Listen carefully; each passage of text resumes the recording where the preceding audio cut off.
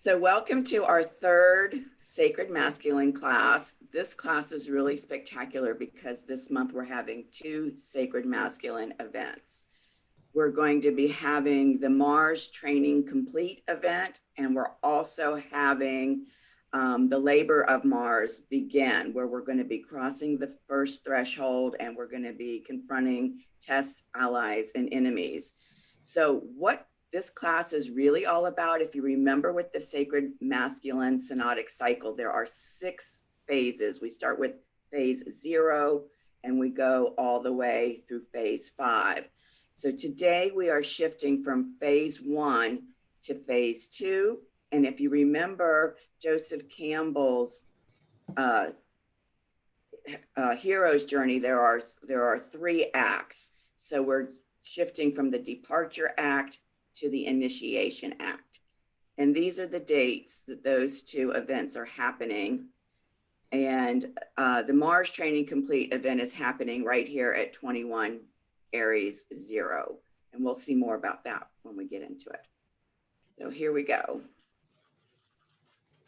This is our agenda. I've tried to organize this because, you know, we're dealing with a couple of things. We're dealing with the Mars Synodic Cycle. We're dealing with Joseph Campbell's hero's journey. We're taking the hero's journey and his 3 acts, and we're breaking it down into those 17 steps or however many steps it is.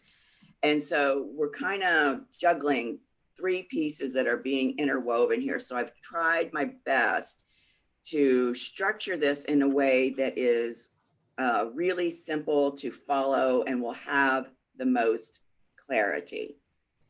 So after we open sacred space, I'm going to do an overview slide, which I haven't done in the past, which shows you every event happening this month of December. That'll be a touchstone that you can go back to and look at. Okay, any questions about the agenda? No. Okay. All right, so we're going to go ahead and open our sacred space. So I've got my candle lit here, and I'm going to use my sprays to get myself set up.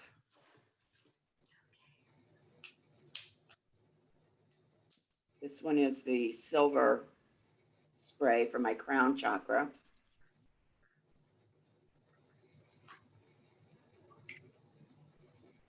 And then I always use my rainbow spray because that bridges heaven to earth. So I like that.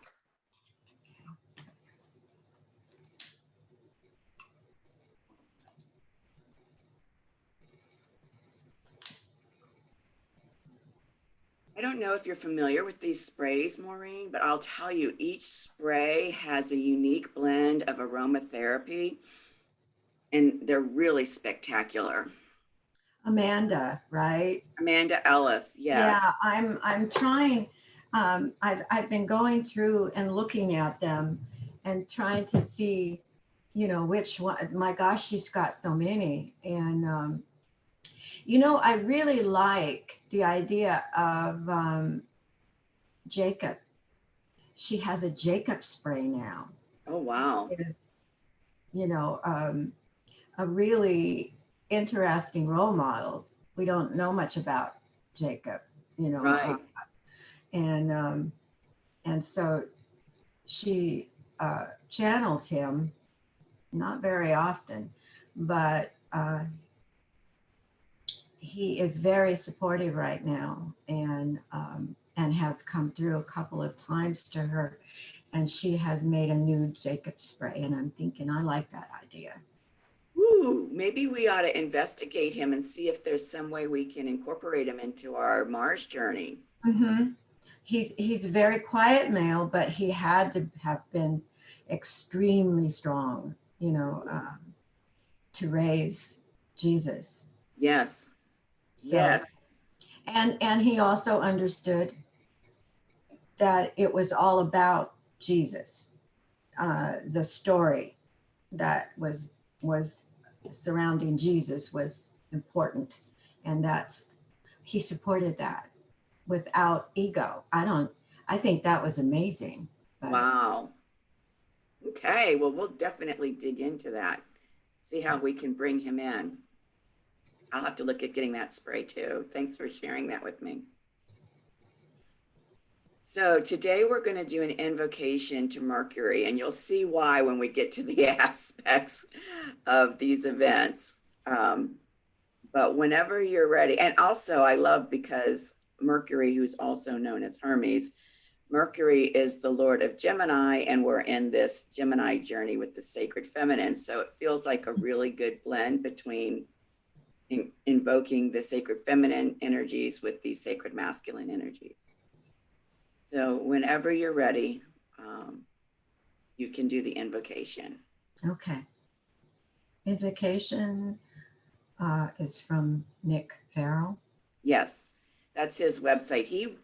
I don't know the whole story. I didn't spend a lot of time digging around, but apparently he had a significant mystical experience with Mercury. And in response to that, he wrote this invocation to Mercury. Wonderful. Okay.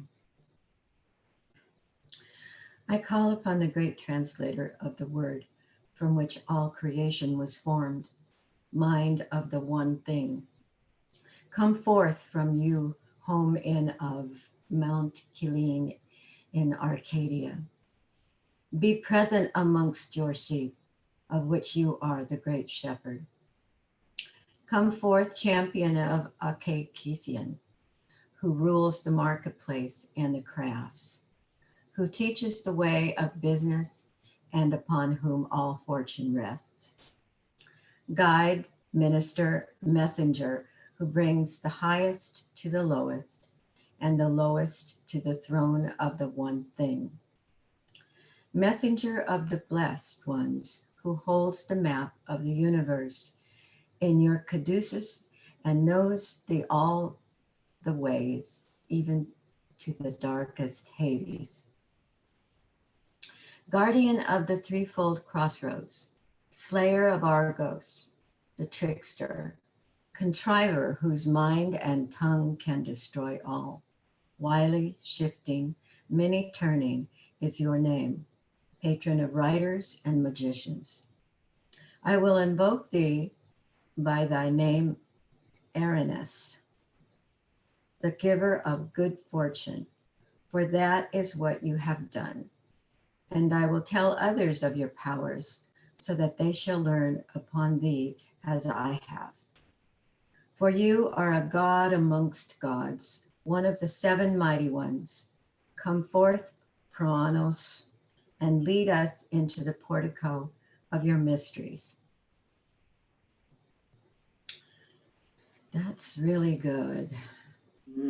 There's a lot there Yeah. to dive into. I mean, so many names and places that I'm not familiar with. It might be fun to discover. I think it would. Exactly. And it's interesting because the one thing referred to there at least twice. Yes. Is part of the one thing. Yeah. Yeah, which is part of the alchemy, part of alchemy. When you study alchemy, the one thing. Okay. Materia mata or something, the one thing. It's part of that. So that's super cool. I never thought about Mercury in an alchemical way. I never did either until, I saw the one thing, which is very much a part of the study of alchemy.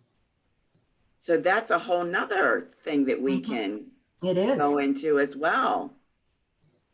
Wow. Yeah, that's really interesting. Well, and what's really interesting here too, as you'll see as we get into the Mars events, one of the events is crossing the threshold.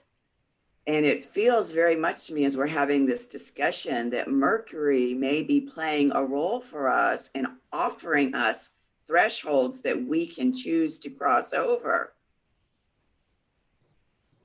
Absolutely. Yeah. Wow. Thank you for sharing all of that. certainly. Okay, so here are the creative energies that we're going to be engaging with this month. And you can see this is a huge list. So today is the 12th, and today is the actual sixth gate activation, the sacral chakra activation in the sacred feminine journey, the Gemini morning star journey.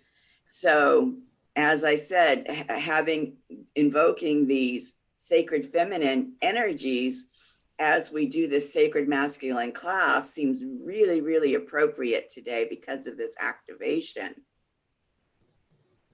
And then in 2 days, on the 14th, we're going to be having the total solar eclipse in Sagittarius. So last month on the 30th, we had the total lunar eclipse. Now here we are having a total solar eclipse. And the first Mars event that we're going to encounter this month happens on December 15th, the day after the eclipse. So this eclipse, in proximity to both the sacred feminine activation and this sacred masculine activation, is really being encoded into those events. So that's a huge, huge, huge empowerment. You know, we already know that new moon is about seeding new consciousness.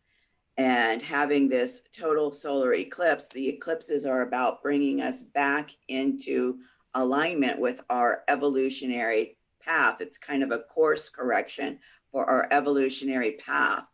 So what's happening through these activations for the sacred feminine and the sacred masculine, this tells us, is highly significant in terms of the evolutionary path, getting on that right timeline for our consciousness to continue to expand forward and to contribute to the evolution of the collective consciousness of humanity.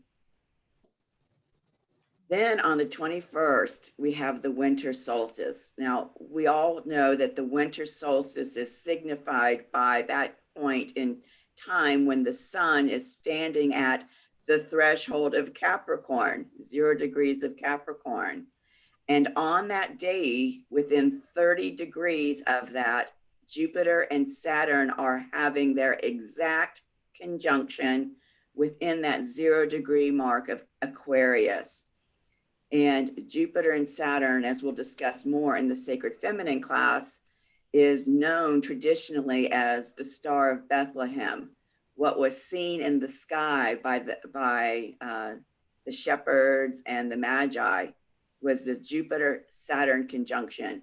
And what's really poignant for me is that that conjunction took place in Pisces during the Piscean age. Here we are now, 2012. We're in the Aquarian age, and now they are meeting here at 0 degrees Aquarius. And what's even more spectacular about that event 2,000 years ago was that during this Jupiter and Saturn conjunction in Pisces, Mars was moving back and forth. I think Mars had at least 2, maybe 3, I don't remember exactly, 3 conjunctions with this Jupiter and Saturn in the sky, making it really, really super bright in the sky. So the fact that the sacred masculine energies were encoded at that time is really super spectacular. Yeah. And then 2 days before Christmas, on December 23rd, we have the second Mars event this month. And this is where we go into this labors of Mars. And that is signified by when Mars and Moon conjunct in the sky.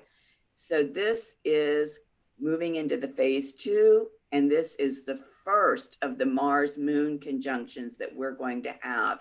And generally speaking, there are approximately 10 of these before we move on to the next stage. And what's happening is Mars is moving across the sky, and each month in a different astrological sign, as he's moving across the sky, he's encountering the moon.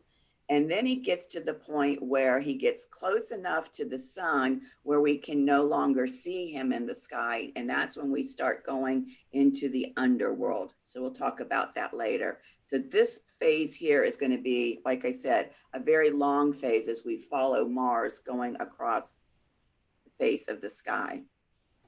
And then at the end of the month, on December 29th, just before the new year, we're having a full moon in Cancer. So that's a lot going on this month. Everybody's going to be highly, highly activated by all of these creative energies flowing in. Any questions about that? No, Okay, thank you. sure. All right, so what we want to do now is we want to have a little closure session on the part of the hero's journey called the call to adventure.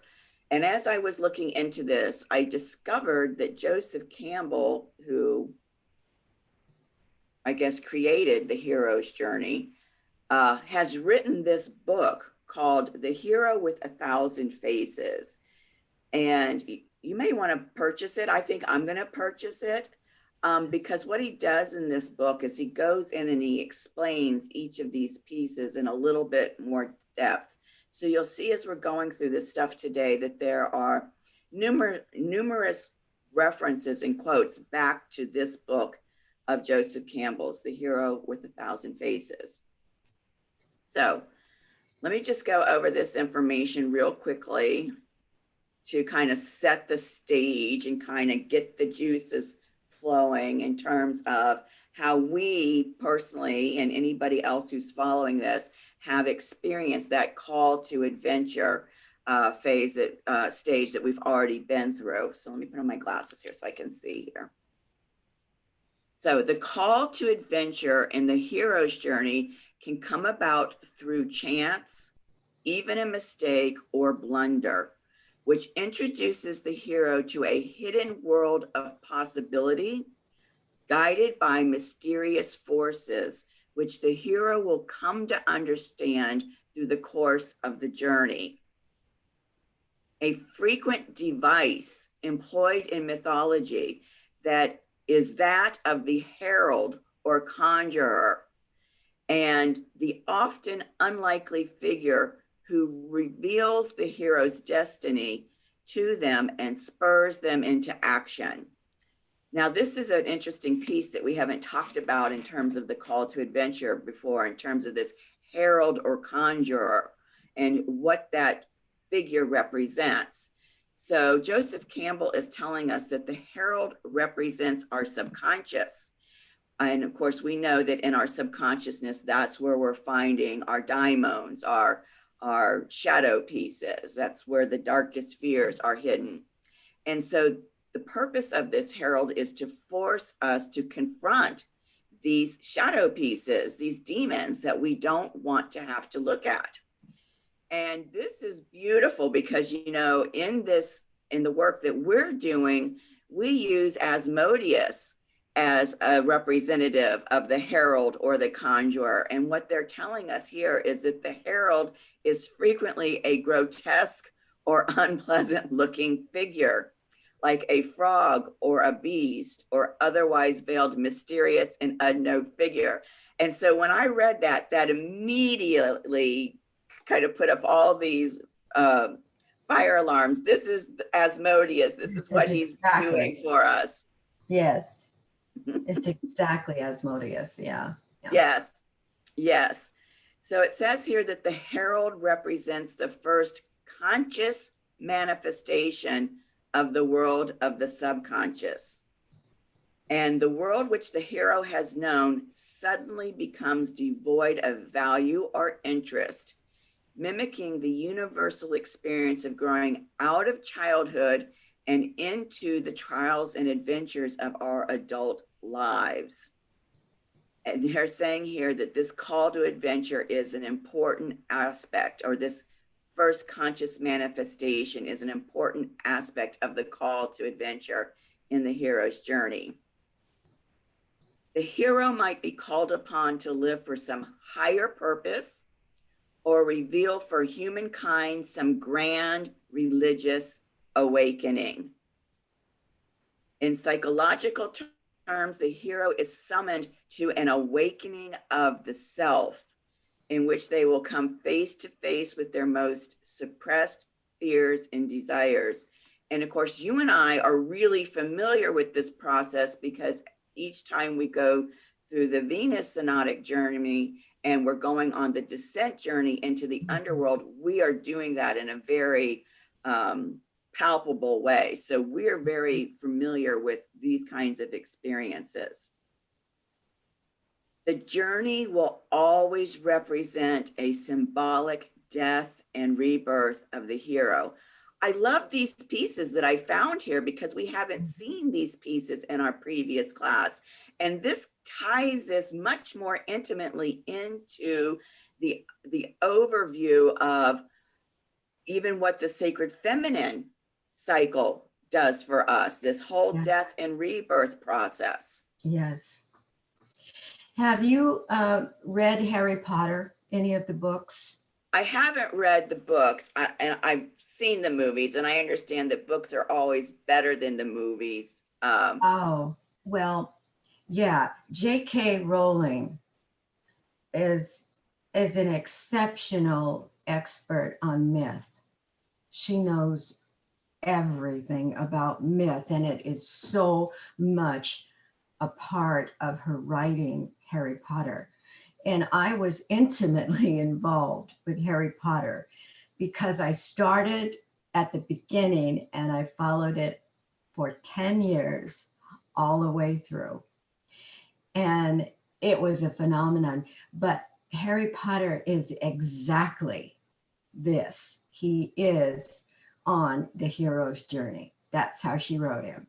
Every single step is meticulously documented within the books. And and so I feel very familiar because for 10 years I lived this. Yes. It was my savior because my mother was ill and I was on the highway all the time. So I read the books and listened to them. I knew everything about the stories.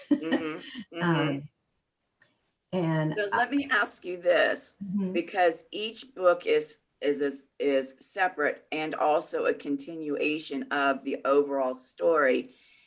In each book, and I'm thinking in terms of the movies that I've watched, do you start through another phase of another, call to adventure, refusal of the call, meeting the herald in each book, we're going through this whole process again?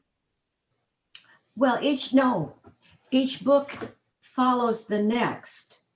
He never starts over again. Well, maybe he would, but I don't think so. He never, once he understood his mission, what he was to do, his call to adventure, he never faltered. He just did it. And it was I mean, like, we understood within each book he was called further into the adventure.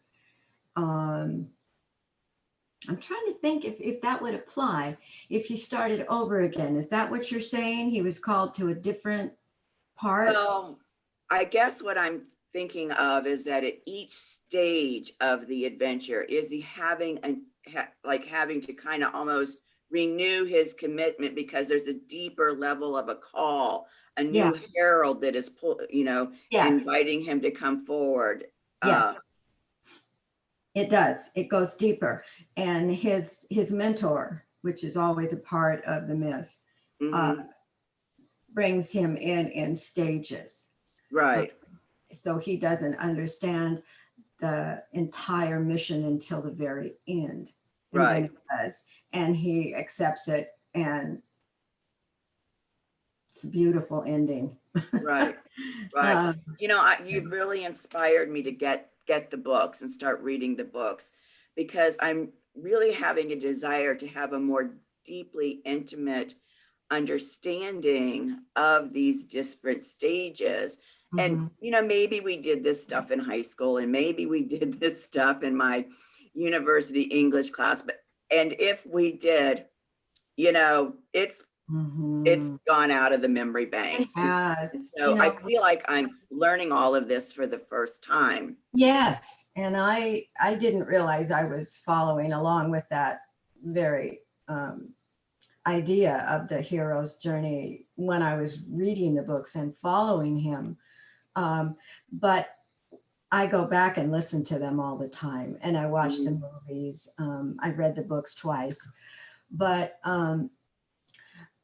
it's what's interesting to me is that not only does she follow the hero's journey through the steps, but she also has the names along that are variations of different myths that will indicate where it came from, where her character came from. It was a download.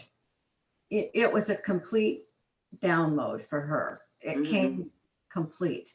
She knew from the moment Harry Potter walked into her mind, she said, it was completely formed. Wow. That's really magnificent.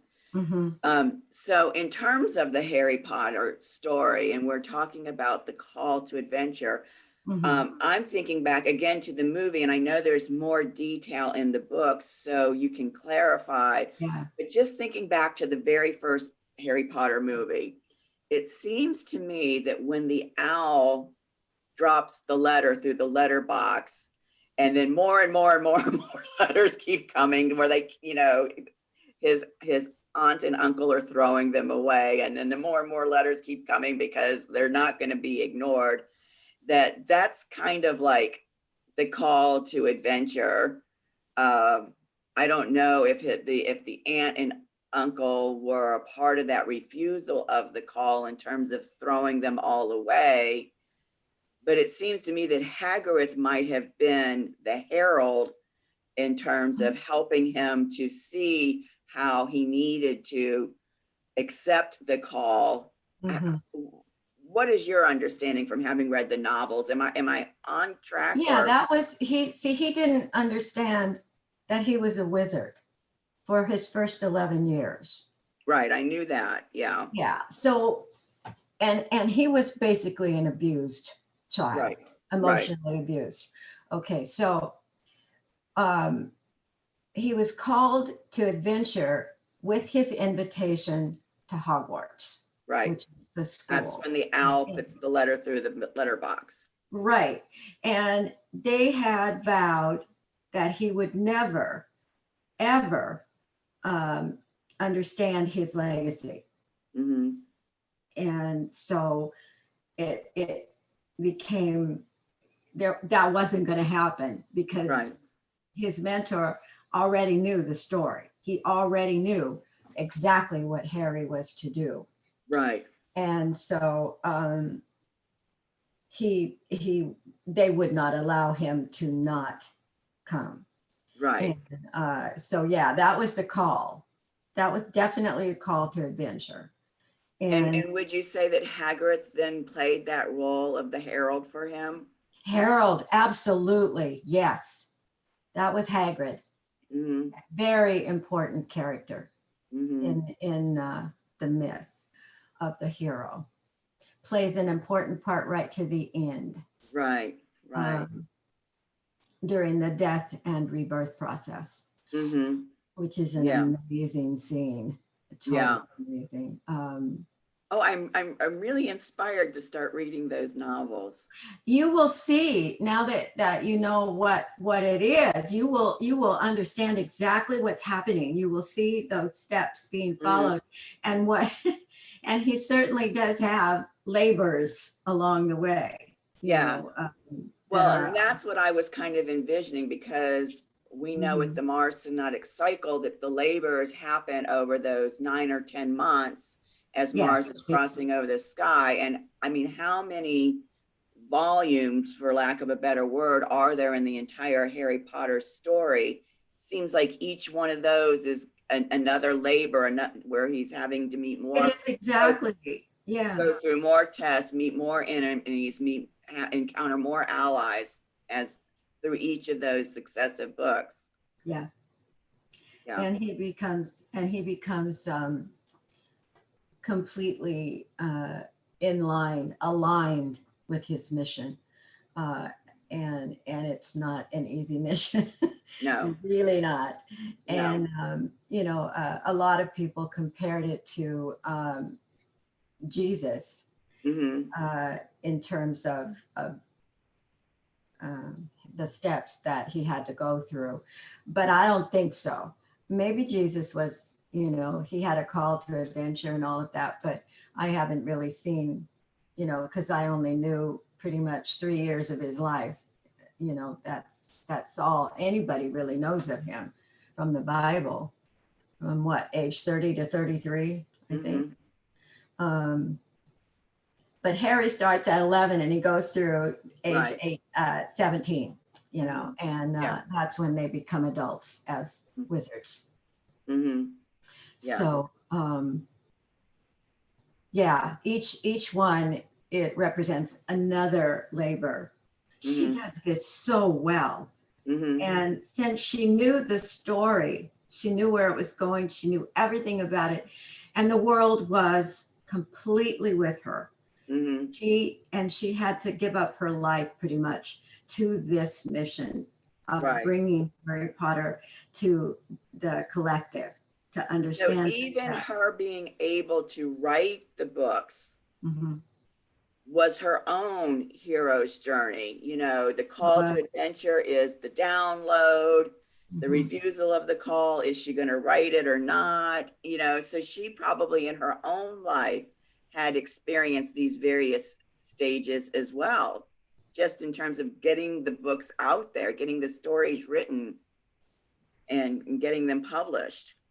Yes, she did have a lot of trouble getting it published, which makes me laugh. Yeah, because they were they all shot themselves in the foot by not taking on that first one. And she found a beautiful little publisher of children's books, not a very big one, just a nice one called Chicken House.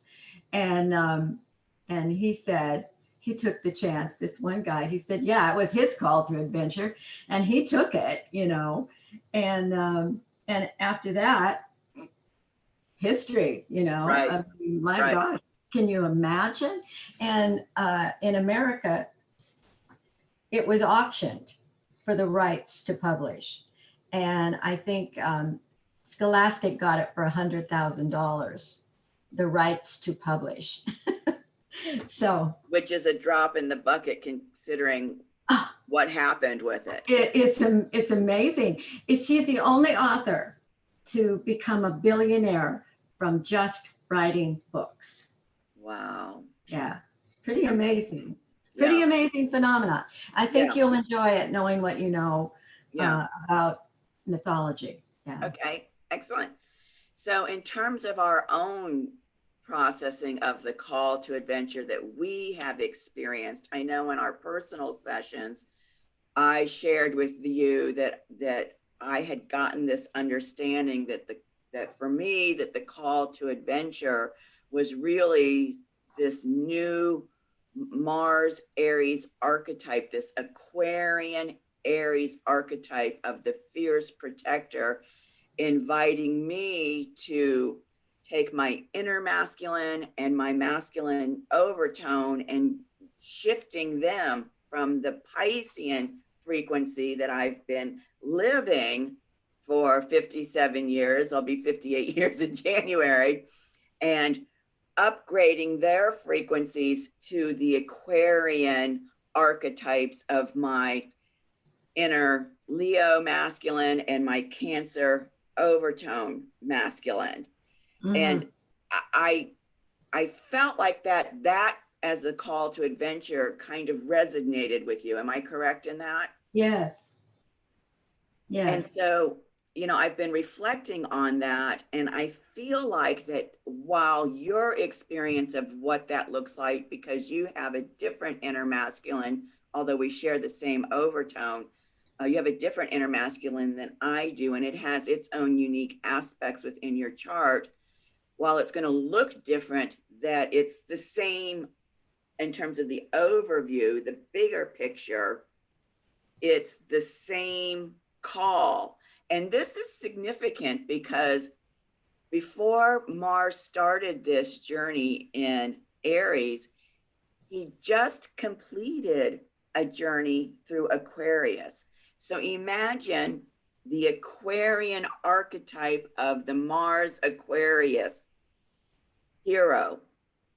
So it makes sense to me, you know, because these last 2 years, we went into the Aquarian age in 2012. So from 2012 to now, what is that, 8 years? So we've been through 4, or maybe we're in our 4th Aquarian archetype of these Mars archetypes. I'll have to go back and look at each of those. We'll have to do a study on those. But it seems to me that this theme of getting, you know, if you think about Aquarius, this higher vision, this higher picture of pulling each of the Piscean archetypes up to this Aquarian frequency may be something that we are all experiencing now that we have transitioned over or across that bridge from the Piscean age into the Aquarian age. How does that resonate with you, if at all? The Pisces, yeah. Well,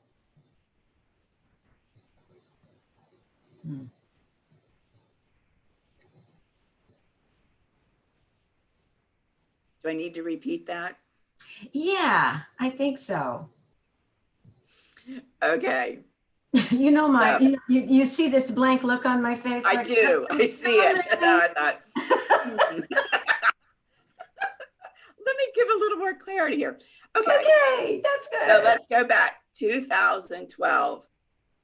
2012 is when we shifted energetically from the Piscean age, which had been about 2,500 years, into the Aquarian age. So what my hypothesis is, what I'm theorizing is that at that point then, and we'll have to see where Mars was in its synodic cycle, which archetype it was working with. Then at that point, as we crossed that bridge cosmically, was Mars then invited to go through these subsequent synodic cycles, offering an invitation to whichever archetype it was in. So just to give an example, I don't know. Let's say it went through a Virgo synodic cycle to raise the Virgo frequency, the Virgo archetype from the old Piscean energies of that archetype into the Aquarian frequencies of the archetype. And then for each subsequent one. So we know that the Mars synodic cycle lasts 2 years. We know that it's been 8 years since 2012. So that means that we're on probably our 4th Mars synodic cycle since we crossed over from the Piscean age into the Aquarian age. Are you following me so far? Mm-hmm. Okay, so does it resonate with you having this discovery that the Aries archetype, the Aquarian Aries archetype, is inviting us to raise the frequency of our inner masculine and our overtone masculine from Piscean energies to Aquarian energies, that each of those preceding 3 synodic cycles was very likely doing that for those archetypes as well?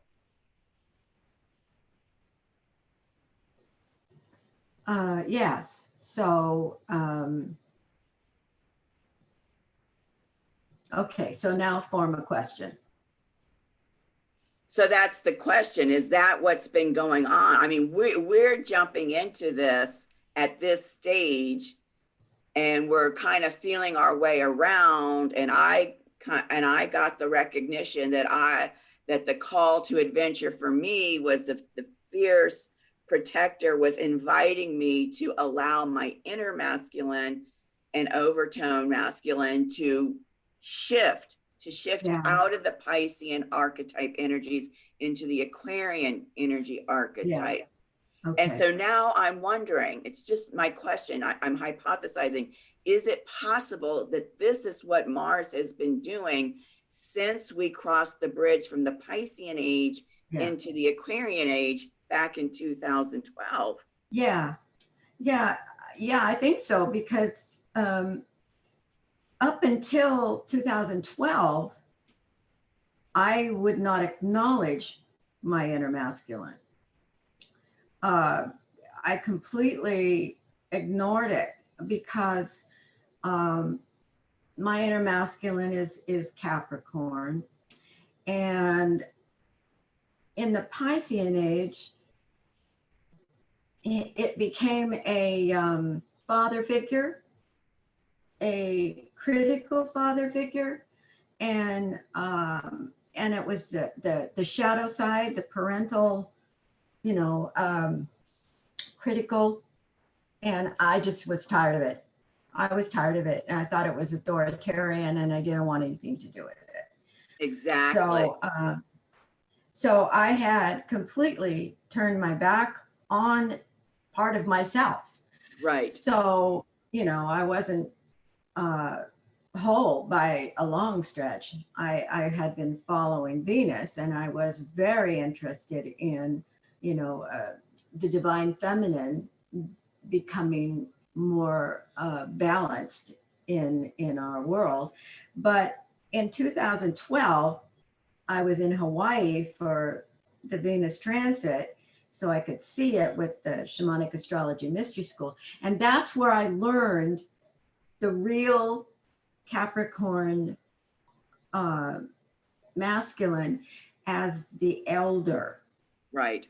Not necessarily the guide that's going to criticize every step.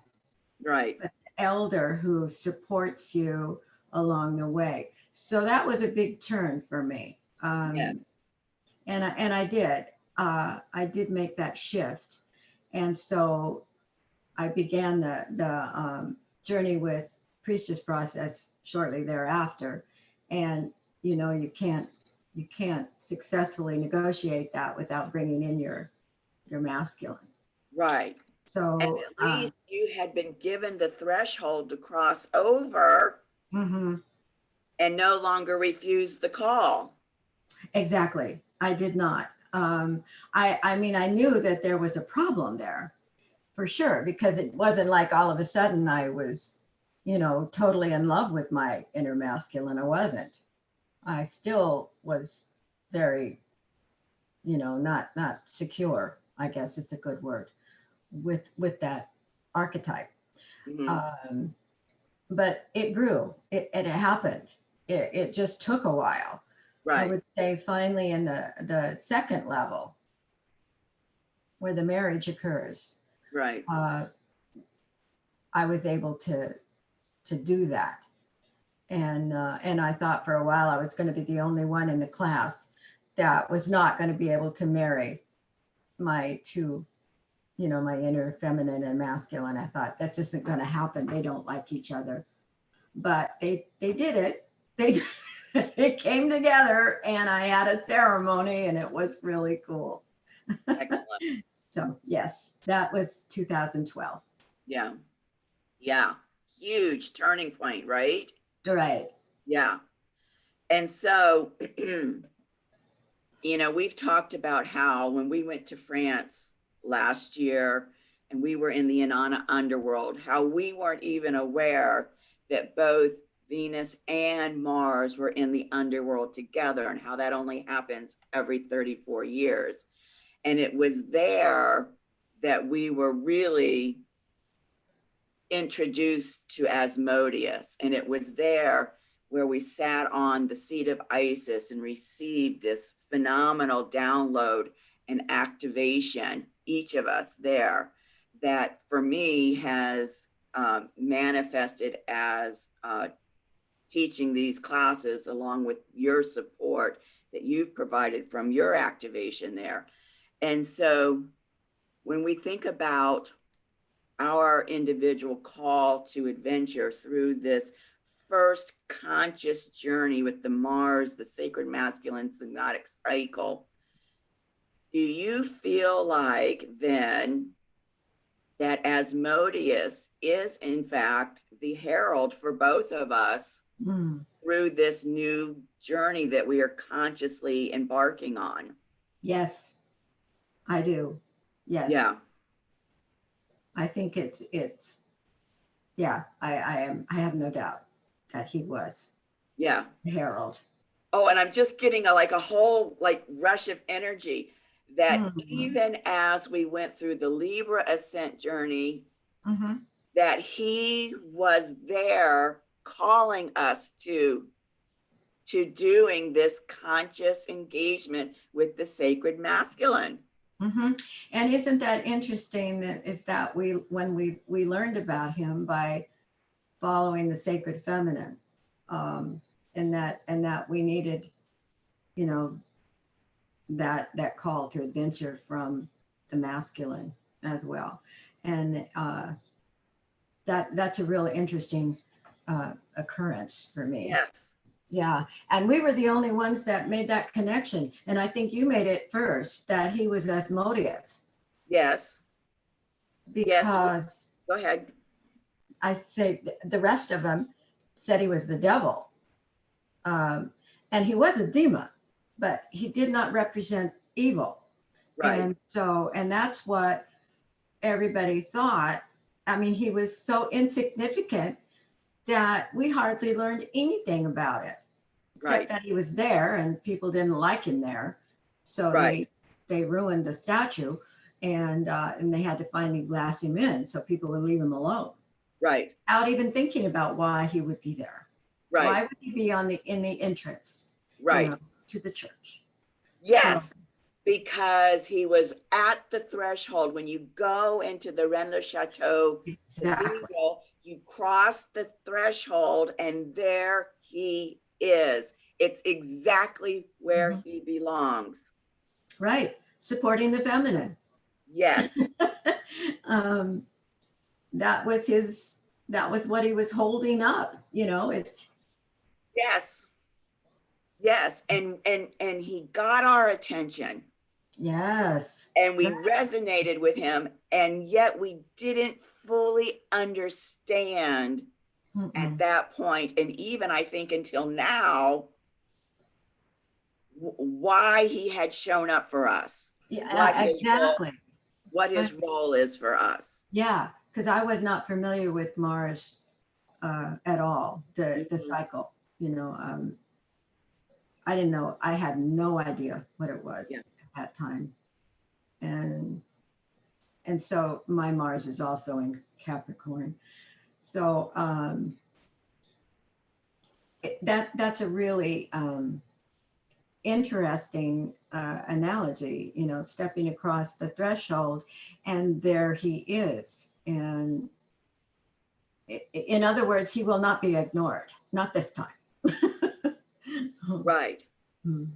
Well, so we felt that call, and and what I'm receiving right now is, in order to approach the sacred feminine, you must approach the sacred feminine with the sacred masculine. Yes, the fierce protector. It's just so very, very obvious now, know, what we were seeing. And even within the light, which the light codes that came through the church. Yes. From Mary Magdalene to Asmodeus. Exactly. The light went right to him. Right. And nobody really talked about that. They didn't understand the spiritual significance of the sacred geometry that was engaged to allow the light to flow from her third eye to his. Exactly. How can you miss that and not know that there is a significant reason for it? I instead of don't just know. dismissing it. It just seemed weird to me that it was so unimportant, and Right. that his being there really had nothing to do with the significance of going to that church. I mean, I don't understand how they could miss it, even if, with all the studies that the two of them did, that wrote that book that we bought. Yes. Yes. They Yes. had very little to say about that. Right. Right. Right. Well, and Mm. think about this. The seat of Isis, that stone has been there and been known of for 5,000 years at least. And it used to be called the devil's seat. And they called it that because Yes. there is a direct line from the seat of Isis to Asmodeus in that cathedral. So you see, Exactly. even sitting on the seat of Isis was a threshold that in itself, getting the download was another call to adventure. And he was there for that in that direct alignment. Yes. Isn't that amazing? I just think that's just incredible. It's, a synchronicity that Exactly. yeah. Mm, just a little bit out of breath about it. It's Yes. like, wow. It's just a big, That has been veiled to us until now. exactly, exactly, and it coming into full view, isn't it? So again, another download. And the reason it has been unveiled to us is because we've gone through the call to adventure and the refusal of the call, and we're getting ready to cross the threshold in this Exactly. Mars Synodic cycle. Yes. That's why that veil has been lifted for us to recognize. That's just amazing to see that. Yeah. Yeah. Yeah. So are you feeling good about this closure on the call to adventure? Yes, I am. Very good. It's like a whole new, deeper layer of clarity, isn't it? It is much deeper. Yeah. Woo. Okay. You ready to move on? I am. Okay. Thank you.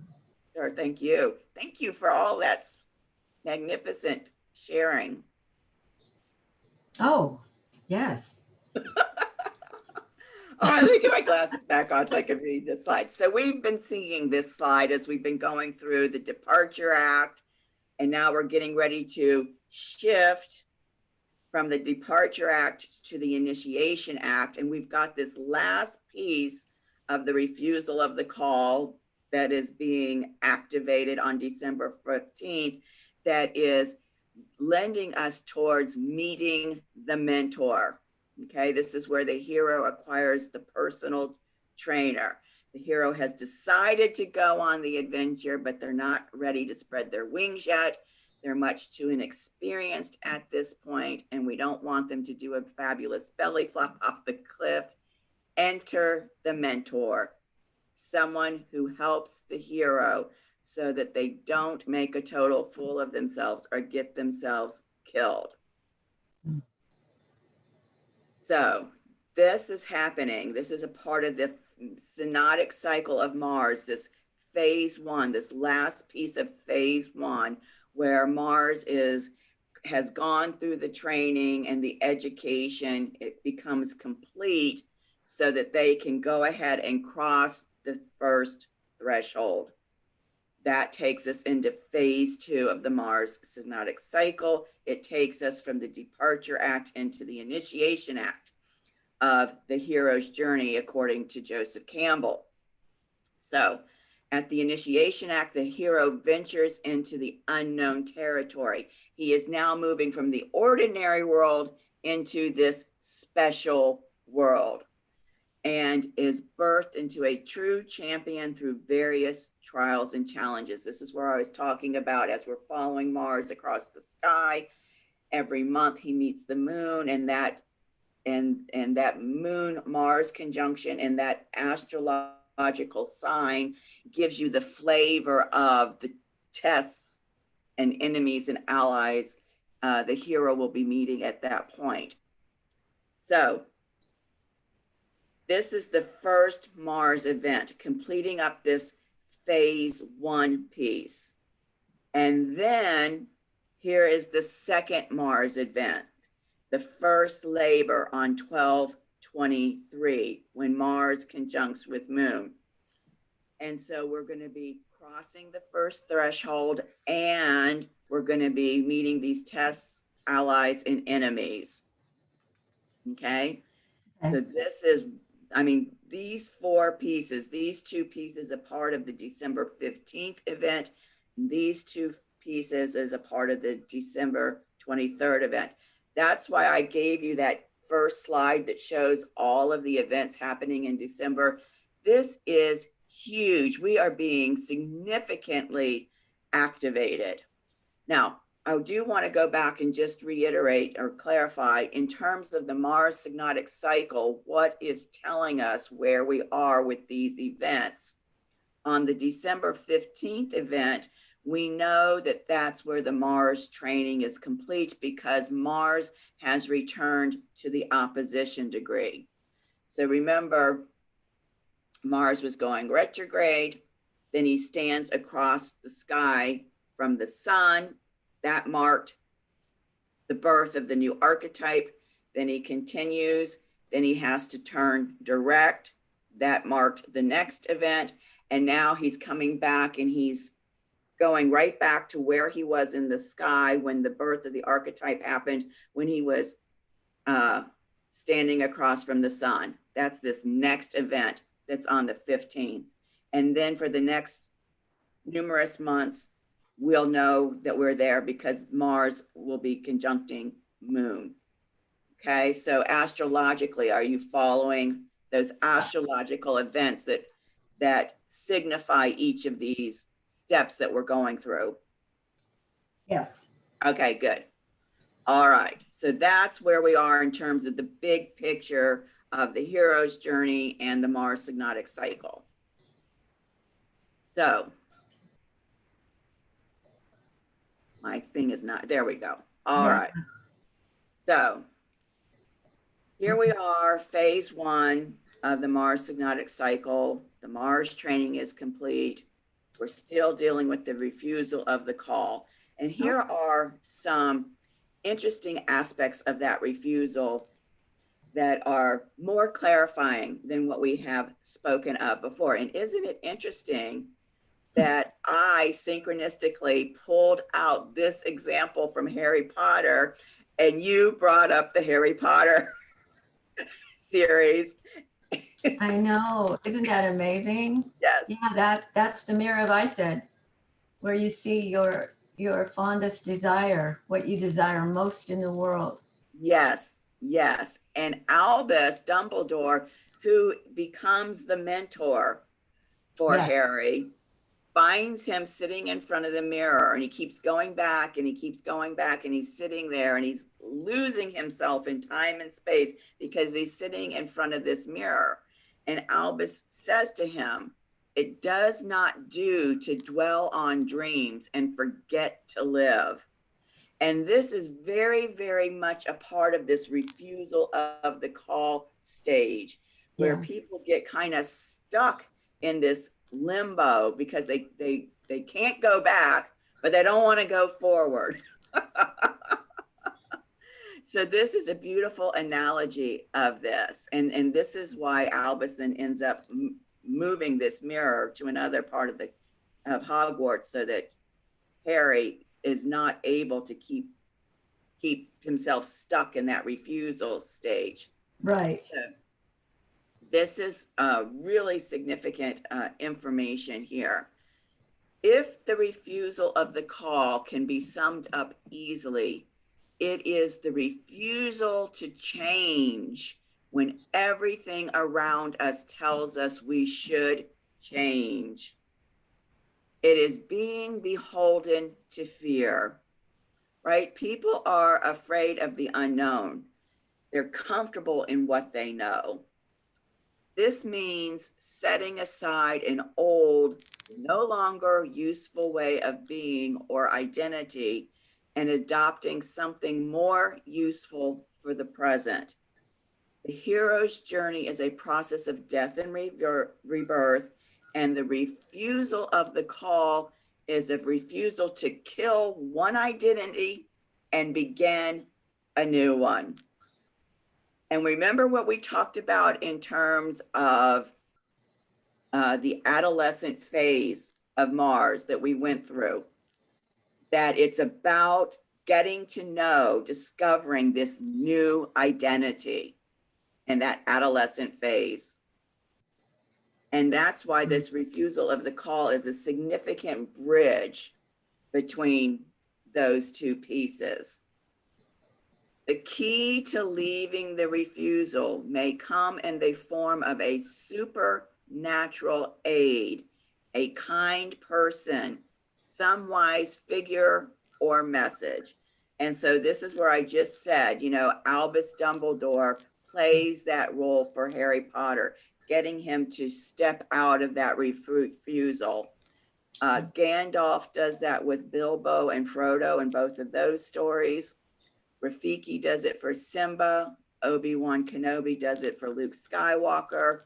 The Wicked Witch of the West does it for the Cowardly Lion in The Wizard of Oz, and Morpheus does it for Neo. Yeah. And so let me just finish up this last piece regarding this image here. The mirror of Erised is a mirror which, according to Albus Dumbledore, shows the deepest and most desperate desire of one's heart. The name Erised is desire, spelled backwards, as it is reflected in a mirror. So we see how you get stuck in this place of looking. It's kind of like a limbo. This happened to Pinocchio on Pleasure Island. This happened with Rip Van Winkle being asleep for 20 years. It happened with Snow White and Sleeping Beauty being put to sleep under a spell. And then life is passing them by. He's sitting in front of the mirror. Life is passing him by. We're refusing to make the call. We know to take the call. We know that we have to change. We know that the old identity no longer serves and supports our expansion. We have to step into that unknown to allow that expansion to take place, but we're not doing it. We get caught up on social media. We get caught up in binging on TV. We get caught up in whatever it is that can keep us in that limbo place while life around us is passing us by because we're too afraid to cross that threshold and step into the bigger, the path to the bigger beingness.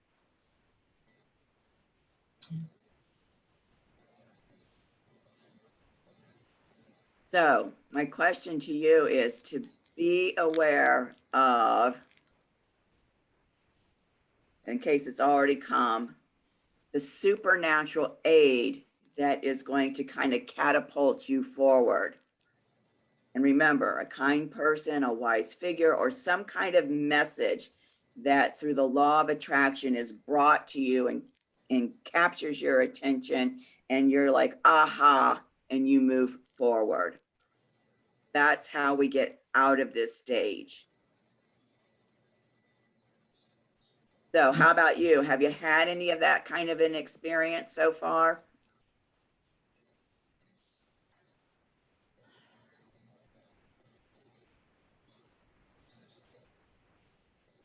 Well, we talked a little bit about it. You and I, well, not a little bit. We talked quite a bit about it.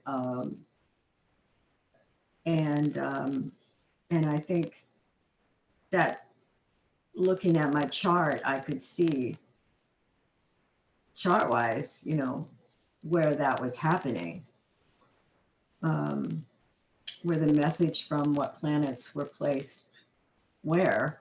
Mercury. Yeah. So and who did we invoke today?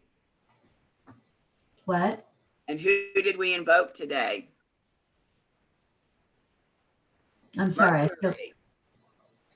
I still didn't hear you. I said when we were having that discussion, Yes. it was the placement of Mercury next Yes. to your Mars in your chart Right. that gave you that message. And then who did we invoke today when we started this class? Mercury. We invoked Mercury. Exactly. So yes, it would be that you know that I learned about, you know, Yes. how that was happening. And I know that even if I don't understand exactly where the planets are, I do now, but it works anyway. It just, your chart just works you. So you don't have, I mean, you're going to feel it, Yeah. even if you don't understand it, which is exactly what happened Yeah. when you pointed that out. Look who's here. The whole gang. Yep. Yep.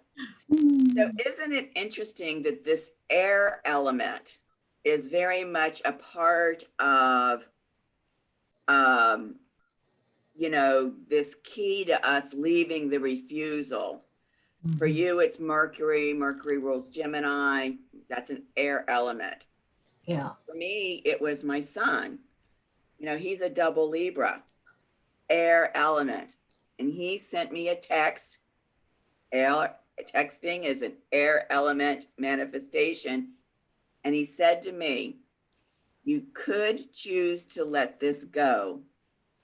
And they don't know that you fight to the death. And it was that message that worked me and worked me and worked me until I got the aha about the fact that this Aquarian Aries archetype as the fierce defender was giving me this invitation to get out of this old warrior mode and come into this more compassionate mode. Absolutely.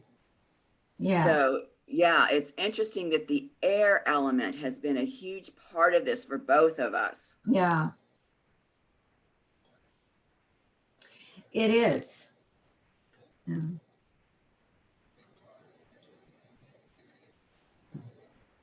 Is there anything else you'd like to share about this?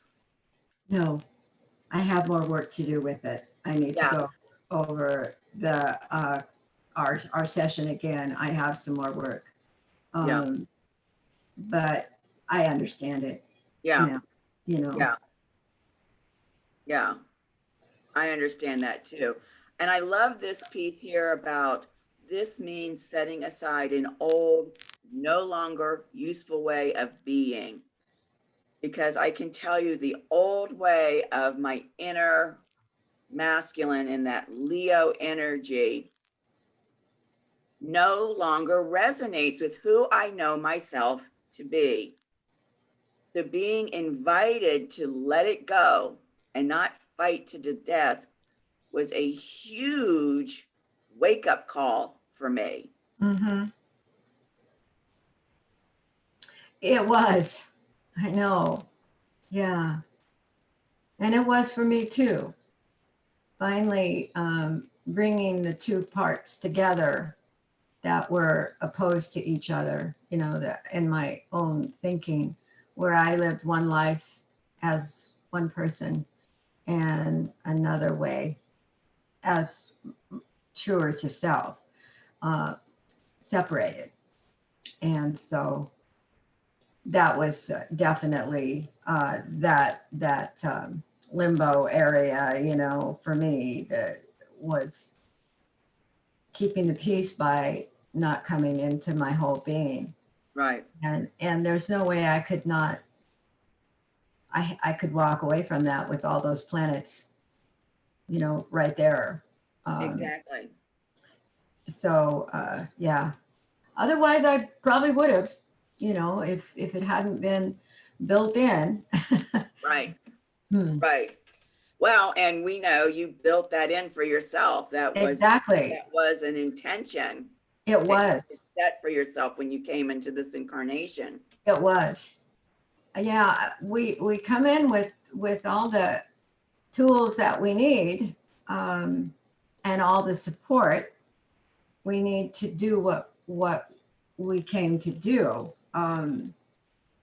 So it's amazing. I know that on one level, but actually feeling what I built in with help from guides, of course, what I built into my chart to kind of rattle the cage a little bit, you know, you don't need to stay there anymore. You're done with that. Right.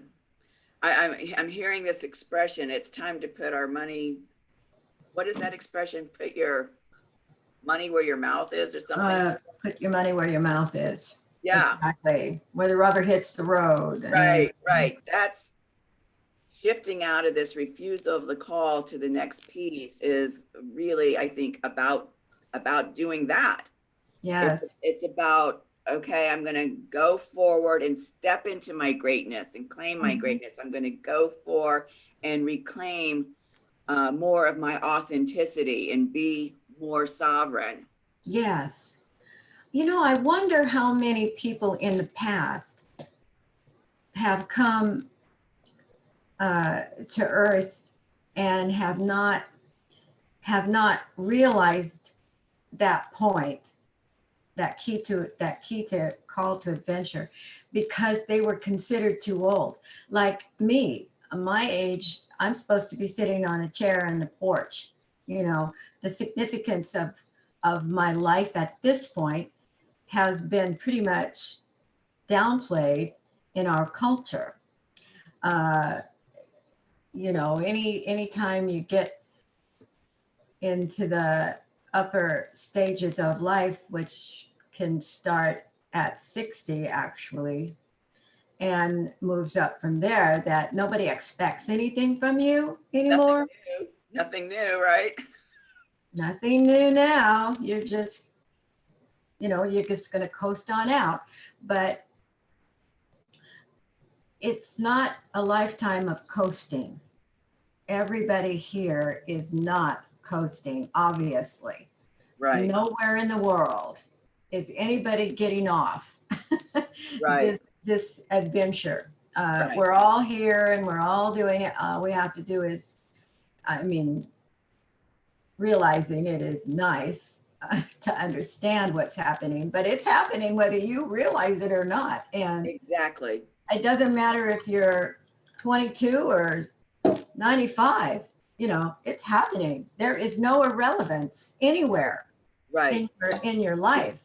And I think that's a very important lesson that needs to be a cultural standard now, is that we accept all ages as relevant. And that's a huge piece of that series of eclipses that we had on the Cancer Capricorn axis that completed this summer. Yeah. That very piece of wisdom. Yeah. I even used to say, you know, when a person hits 70, they ought to be done. They should be able to just rest, you know. And in my late 60s and early 70s is when everything has come full circle. I mean, I have finally, you know, gotten to the point where my purpose is being realized. And wouldn't that be sad if we were all put out to pasture? You know, well, that's especially poignant for you and me because we're Capricorn sun signs, and they say that Capricorn sun signs are late bloomers. Late bloomers, you've got to let them be. Let them come into it in their own time, kind of like Taurus that way, you know. Yeah. It's really important to understand that there's a lot going on in a Capricorn, but it may not come to a head until you're later in your life, which is okay. Yes. You know, I mean, Yes, because then If our you've got the culture would just, if our culture would just quit telling us that, who cares? I'm a baby boomer, and the latest thing is, okay, boomer, that whole saying by millennials trying to put us out of the way. Um, so you have to kind of fight through that. It's always been a fight for get your everybody. elbows moving. Yeah, yeah. Yeah. So Hold anyway. on to your space. Well, and what's really great about it for Capricorns that are late bloomers is then they have the wisdom at that stage Mhm. of their life to really appreciate and enjoy it. That's what I think too. I mean, emotional maturity was a very late comer to me, and I still see parts that aren't fully there. That I need to develop a little more in that water realm. But that's okay because that's my rising. I'm in the water realm, and I definitely want to deepen Yeah. Yeah. that skill of emotional intelligence. Yeah. Big deal. So do you feel like you have more clarity now around this, the importance and the significance of this refusal of the call step? Mm-hmm. I Good. do. Good. Yes, All right. The definitely. next piece, then the last piece of this phase one and the Mars training being complete is the meeting of the mentor. So we haven't talked about this one at all. So there's a lot of good information here. The mentor represents the bond between parent and child, teacher and student, doctor and patient, God and man. The function of the mentor is to prepare the hero to face the unknown and to accept the adventure. Because we've already talked about Dumbledore being the mentor for Harry Potter. Yes. In the James Bond series, the mentor is played by Q. We've talked about Gandalf being the mentor in Lord of the Rings and The Hobbit. Yoda is the mentor in Star Wars, and Merlin is the mentor for King Arthur in the story King Arthur and the Knights of the Round Table, and Alfred is the mentor for Batman. Yes, So hopefully exactly. some people can relate to and get a sense of this mentorship role through some of these characters. The mentor gives the hero the supplies, knowledge, and confidence required to overcome his or her fear and face the adventure. And this is according to Christopher Vogler, who is the author of The Writer's Journey, Mythic Structure. I'm thinking I might want to get this book too and read into it to get some more deep immersement into this hero's journey. This is significant. Keep Yeah. in mind that the mentor does not have to be a person. The job can be accomplished by a map or experience from a previous adventure. And I feel like for us in our personal sessions, that the mentor is our solar return charts. Yeah. How do you feel about that? Yeah, that's definitely a map. Yep, Um, yep. It's a soul map, absolutely. got an X on it and everything. Exactly. Exactly. Mentors are the ones who provide aid, advice, or magical equipment when all appears doomed. They reflect the reality that we all must learn life's lessons from someone or something. And what's interesting is in The Wizard of Oz, we find out that Dorothy, through her journey, actually meets a series of mentors. Yeah. Professor Marvel is a mentor. Glinda the Good Witch plays a mentor. The Scarecrow, Tin Man, and Cowardly Lion play a mentors. And then finally, the actual wizard himself plays a mentor. And I personally feel like, in terms of our whole France Magdalene adventure last September, you specifically have been a very significant mentor for me. And I do feel like Judy, Aaliyah, Jerry, Michael, Callie, that they were kind of our sidekicks. They were mentors through that journey, 10-day journey in the Cathar region of France last September. How do you feel about that? Yeah, I agree. Like in the Harry Potter series, it would be Ron and Hermione. Yeah. Same thing. Yeah. Exactly. Yes, absolutely. So, any questions about the mentor and the role of the mentor? No. Okay. Yeah. All right. That's one of the first pieces that's been like really super clear to me from the get-go. I agree. The map. Yeah. I'm finally starting to feel like my feet are like getting some good footing underneath them. Yes, I agree. Me too. Okay, so then let's look at the aspects that are related to completing the refusal of the call, being called out of the refusal of the call, and meeting the mentor. So there's some big stuff happening here. So Mars continues to be conjunct Eris retrograde and has been since the birth of this archetype in Aries. And this time he's going to be standing across the sky from the Magdalene. Isn't that interesting?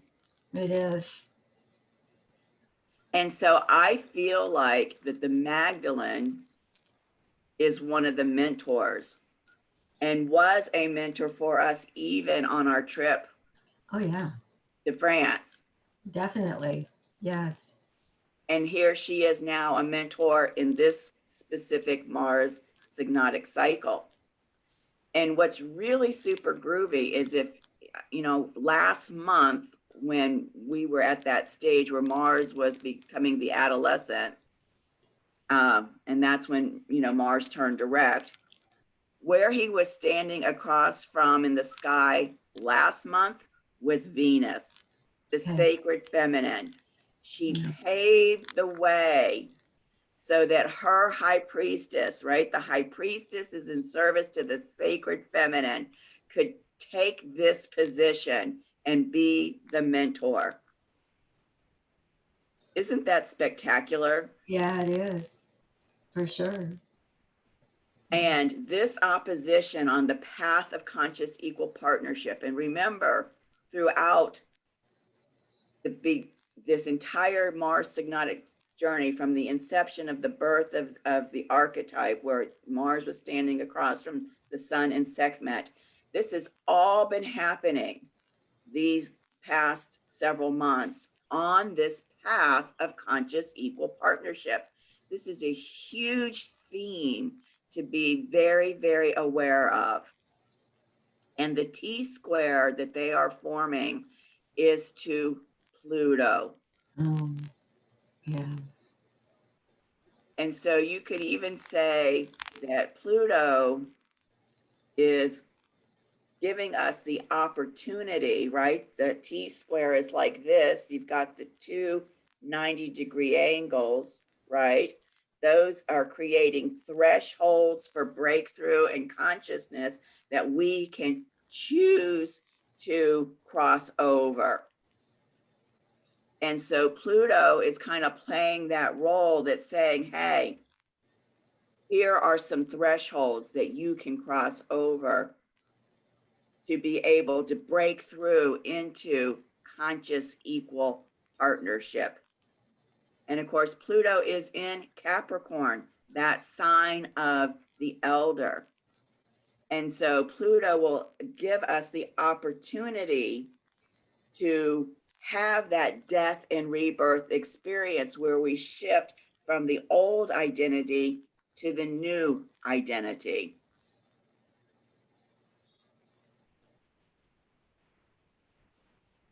Now, at the same time last month, there was a T-square on this axis. We said Venus was there.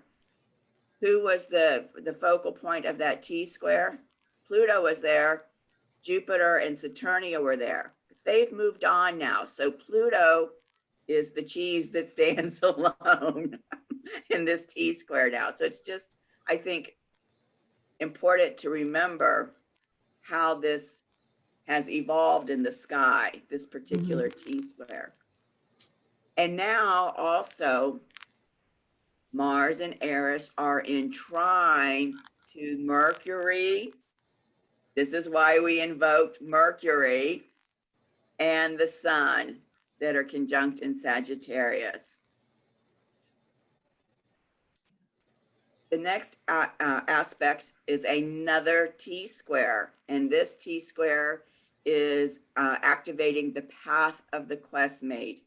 And here, the North Node in Gemini, so we know that this is a point of destiny. This is where the collective consciousness of humanity is intended to be evolving towards. And we've got that solar eclipse coming in, right, just before this to make sure that we are on this evolutionary path. And it's opposite Mercury. There's that Mercury being engaged twice now through both of these T-squares. And the T-square point is Hercules and Neptune. So we've got this T-square with the path of the quest mate, the two 90-degree angles pointing down here to Hercules and Neptune. And here is one of our heroes that is helping us, along with Neptune, our pipeline to our source field, our inner being. Notice here that Neptune is no longer in retrograde. He turned direct last month. So we're moving forward into the infinite source field here to be able to have those two new thresholds that we can choose to cross over and have these breakthroughs in consciousness in terms of where it is that we are evolving towards. And who is the North Node in trine to? The Magdalene. Here she is. So I would go so far as to say that the Magdalene and the Mercury here are hugely significant at this point in terms of being mentors to help us cross over this threshold and step into that new world of embodying conscious equal partnership.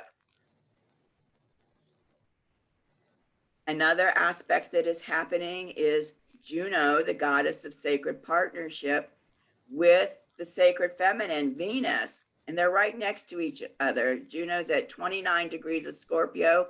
Remember, 29 degrees, that's a mastery point. And in trine to Yeshua, embodiment of Christ consciousness at 29 degrees of Pisces. Again, another mastery point. And both Juno and Venus on their end of the trine and Yeshua on his end of the trine, both of them are forming a sextile to Jupiter and Saturn at their mastery point in Capricorn. Remember, they were up here last month with Pluto.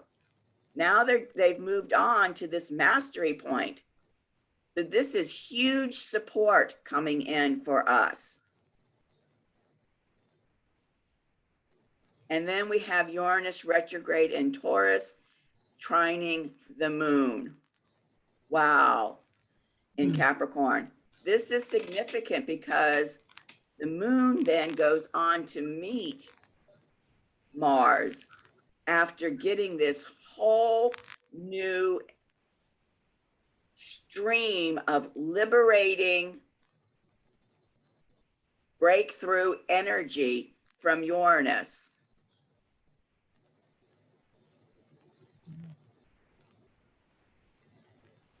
that will then come up here on the 23rd and infuse Mars and Eris with that energy that she received through this trine.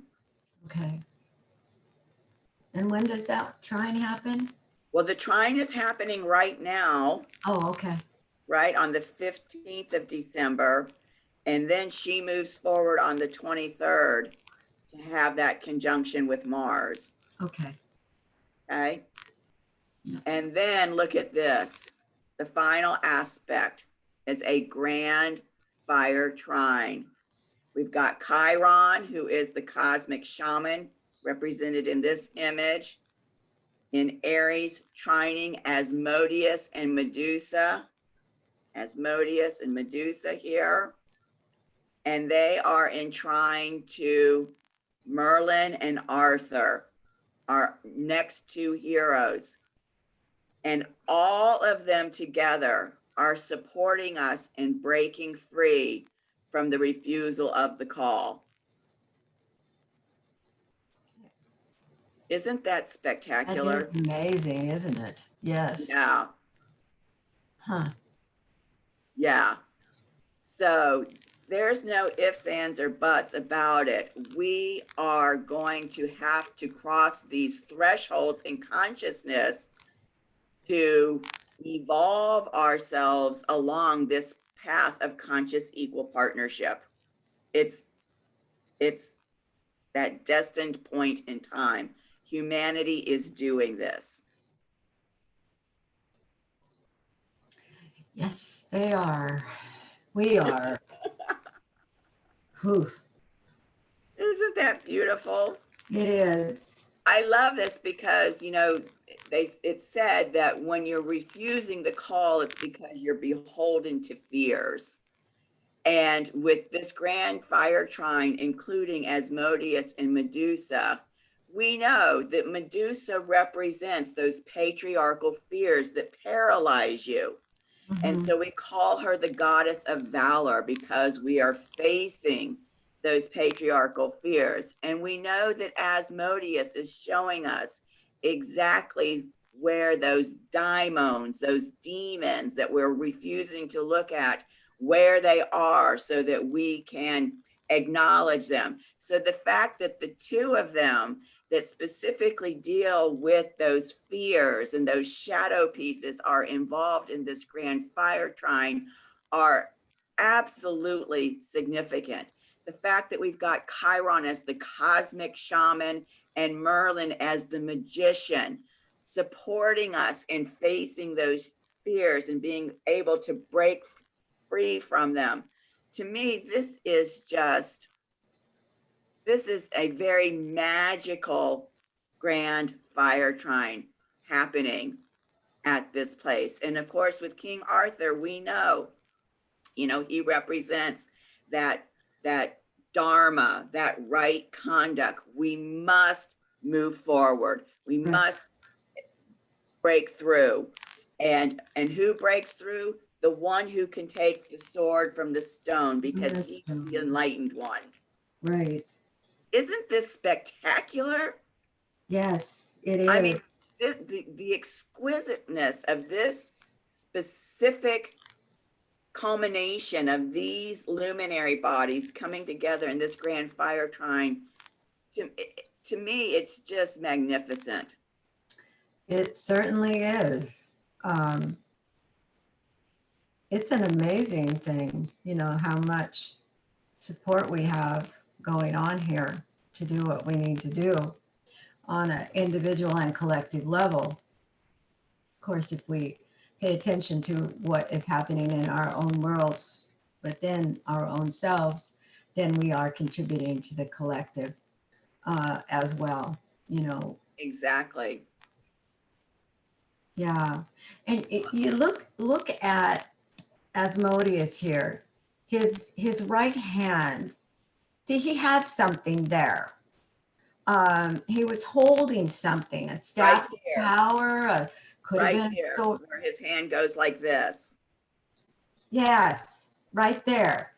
And they never replaced whatever that was.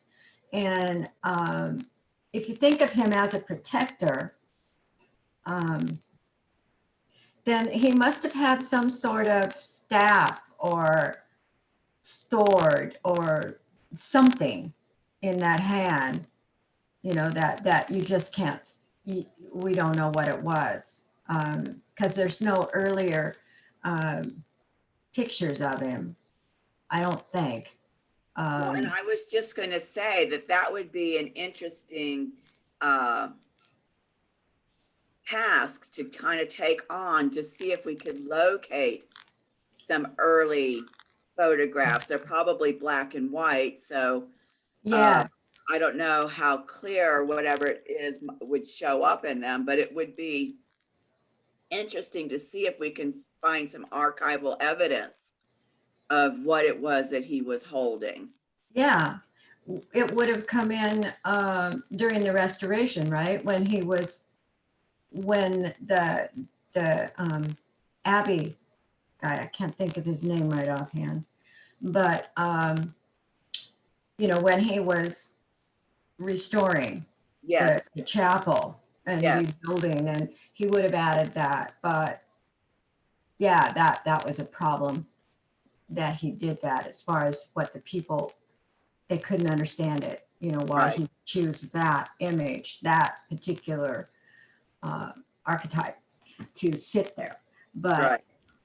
he gave it something, he gave him something to carry, and it would be really cool to see what that was.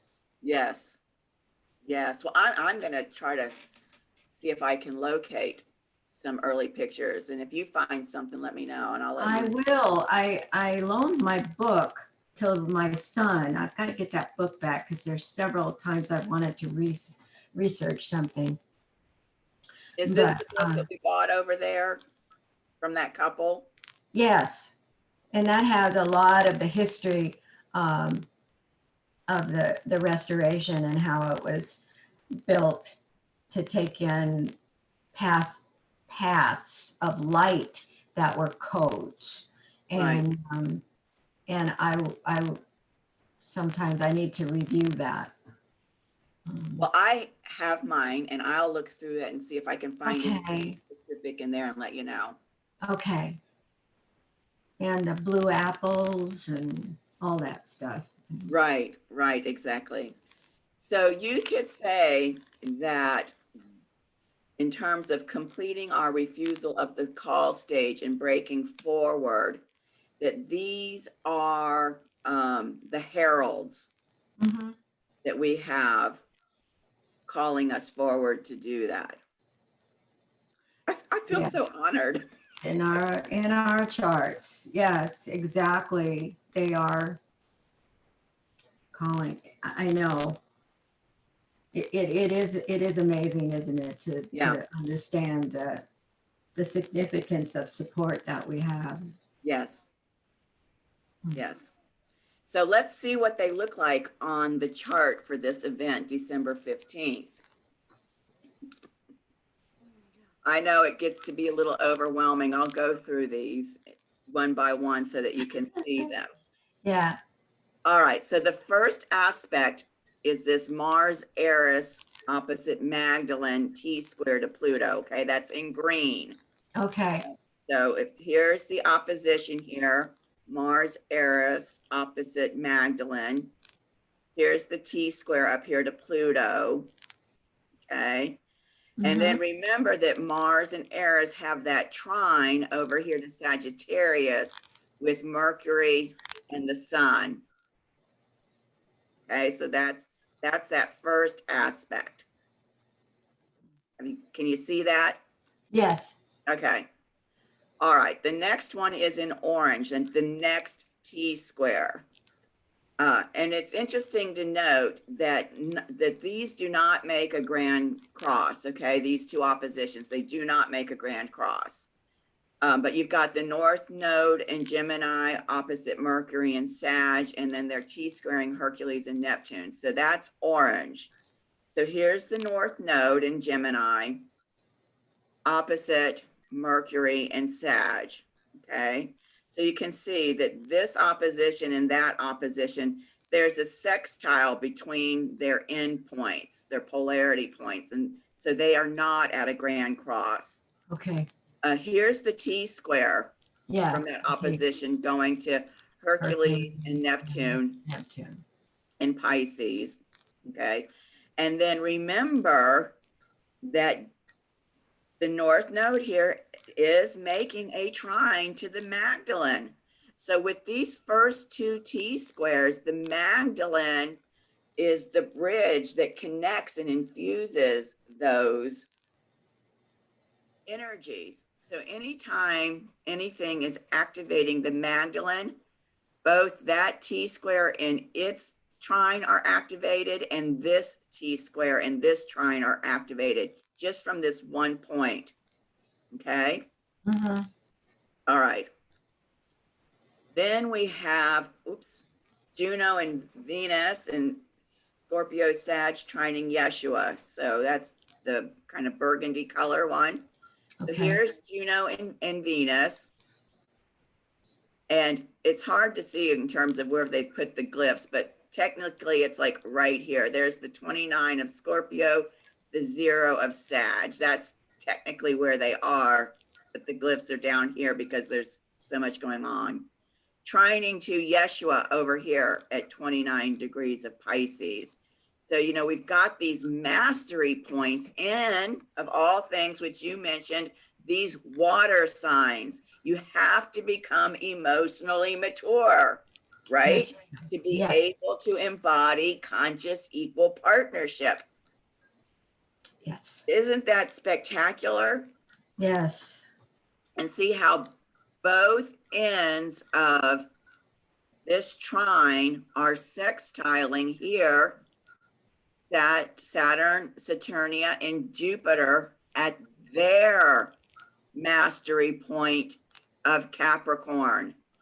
They have become and are manifesting and are amplifying the elder in each of us, the wisdom keeper in each of us. You have to be a wisdom keeper, right? An elder to be able to embody conscious equal partnership. And we see that they're conjunct here at this 29-degree point, but the exact conjunction doesn't happen until the solstice right here at 0 degrees of Aquarius, okay? Then the next aspect is this blue one, Uranus retrograde trining the moon in Capricorn. So here's Uranus down here, trining the moon up there. And then, so this is on the 15th. By the 23rd, the moon will have moved all the way over here to be conjunct Mars. Okay. And we'll be taking the embodiment of this liberating energy with her over here. And you'll see that we still have a T-square going on the 23rd. And that's being infused with this liberating energy that the moon is bringing over here. Isn't that exciting? Yes, it is. And then here's the last one, the grand fire trine. Okay. So we've got Chiron, the cosmic shaman, here in Aries at almost 5 degrees. We've got Asmodeus and Medusa at about 6-7 degrees in Leo. And then up here, we've got Merlin at 7, almost 8 degrees. Arthur at 9, almost 10 degrees up here in Sagittarius. So, and what have we said about grand trines? Or we said, you know, that those grand trines and are about like remember the analogy of the 3-legged stool that I gave us in the first Sacred Feminine class? Yeah. Right? That stabilizing force. Yeah. To be able to stand on, you take one of the legs away and boop, the stool tips over. Right. And of course, it's in the fire element. So that tells us what kind of support we're getting. So from your priestess process. You want to talk to me about the fire element? Action. Action. And not just action, inspired action. Inspired action. Yes. Yeah. So you can kind of take the vision like in a marriage ceremony where the bride and the bridegroom have the candles, and then they put the candles together and the flames become even more. Yes. And that's kind of what's happening here, is that the flame is getting bigger, right? We're adding flame to flame to flame. So we are, what do they call that when you use those little blowers to make the flame, the flame get large? The bellows, yeah. Yeah, that's what's happening here. And what does that action do? It makes it hotter and hotter and hotter, right? Yes, that's what it does. Yeah. So that's what the aspects look like on the chart. And so what I'm going to do right now real quickly is, because we've got this Chiron in here as a part of this grand trine, we want to look at the shaman. Oh, before I do that, we're going to look at the shamanic medicine. But before I do that, let me show you here. The full moon in Cancer, let me start with this one. The total solar eclipse in Sagittarius happening at 23 degrees Gemini, right here. That's on the 14th. Remember, this is the 15th. That's going to be happening right there. And because it's a new moon,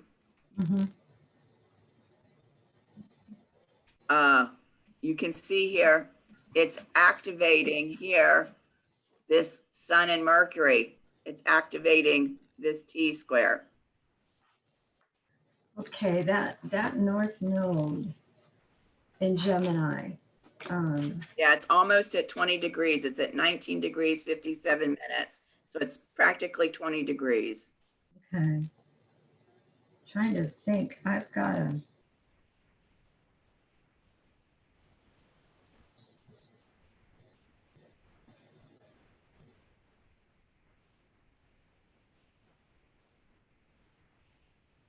I was just looking at my own North Node.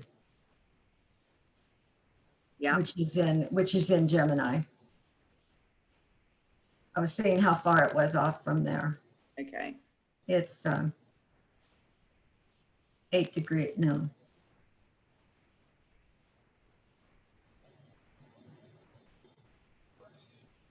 $11 degrees.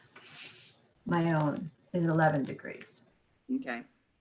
And then the full moon in Cancer is at almost 9 degrees, right? 8 Cancer, 53, almost 9 degrees. So that's going to be like right about here. Okay. And what's interesting is it's standing across from where the moon is at this particular aspect on the 15th. Isn't that interesting? An opposition point to that, which is really, in fact, illuminating the significance of the Mars moon conjunction that's coming up on the 23rd, and the role that the moon is playing with this trine here to Uranus. Okay. So this is the shamanic medicine of well, I called them the mentors. I guess I should have called them the heralds. That should really say the heralds. So we're dealing with Aries medicine, Leo medicine, and Sagittarian medicine. And with Aries, it's about self-love and personal identity, who we know ourselves to be. And that's significant because we're dying to an old identity and we're stepping into the unknown for the discovery, the manifestation of this new identity. And with Leo, the medicine is about speaking truth, honoring your creativity, and inspiring others' expression. And with Sagittarius, we've got the medicine of spiritual meaning and purpose. And so, you know, anytime you're going through a death and rebirth process, you know, it has a significant spiritual meaning and purpose, because you're regenerating who you know yourself to be. You're re-empowering who you know yourself to be. It's a complete transformation. It's caterpillar who becomes the chrysalis that becomes the butterfly. That is very, very spiritual in nature, that alchemical process.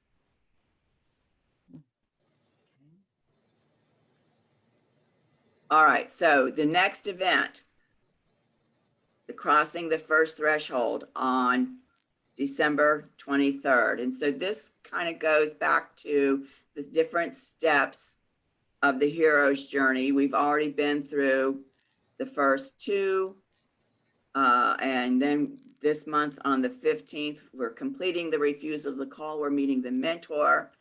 And then on the 23rd, we're going to be crossing the threshold. And the threshold that they're talking about here is the threshold between what is our ordinary world, the life that we know, into the special world, the life that we will come to experience. Okay. And so the hero is armed with the mentor's gifts and agrees to face the journey. And this is the turning point between Act 1, the departure point, and Act 2, the initiation, from Joseph Campbell's work. So we're crossing from the ordinary world into the special world, and the hero is wholeheartedly committed at this point and is not turning back. There is no turning back. Now, according to Christopher Vogler's The Writer's Journey Mythic Structure, crossing the first threshold is often the result of some external force that changes the course or the intensity of the story. And that can happen in terms of someone being kidnapped or murdered, a storm is hit, the hero is out of options, and or is pushed over the brink.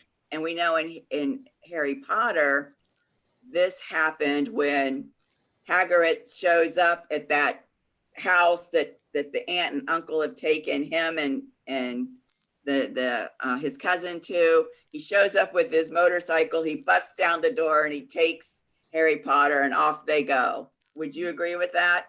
Yes, and Harry has the option of refusing the call there as well. He thinks very carefully about it for a moment, where he's going to go. Hagrid gives him the option: you can either stay or you can go with me. Right. And Harry answers the call. And if I remember correctly, was there some kind of a storm going on that night? Oh, a big storm. Yeah. Absolutely. It was huge. And the water was really thrashing, you know. It was just big waves, and it was very intense time. Yeah. Yeah. Yeah. And it was also his birthday. And it was his birthday. That's right. Exactly. And they didn't do anything to celebrate it. And Hagrid bought him that birthday cake. Yes. And Dudley wanted to eat the cake. And so Hagrid gave Dudley the pig's tail. Gave him the tail. Yeah. For hogging the cake. Yeah, exactly. And Harry didn't care about that at all. Right. He didn't care about the cake. He was not, you know, he was used to not eating. He never got enough food. Yeah. But he had drawn, it was interesting because he had drawn a birthday cake in the dust. That's right. And it manifested right then, you know. Right. Yeah. So internal events might also signal the crossing of a threshold. The hero's very soul is at stake, and he decides to risk everything to change his life.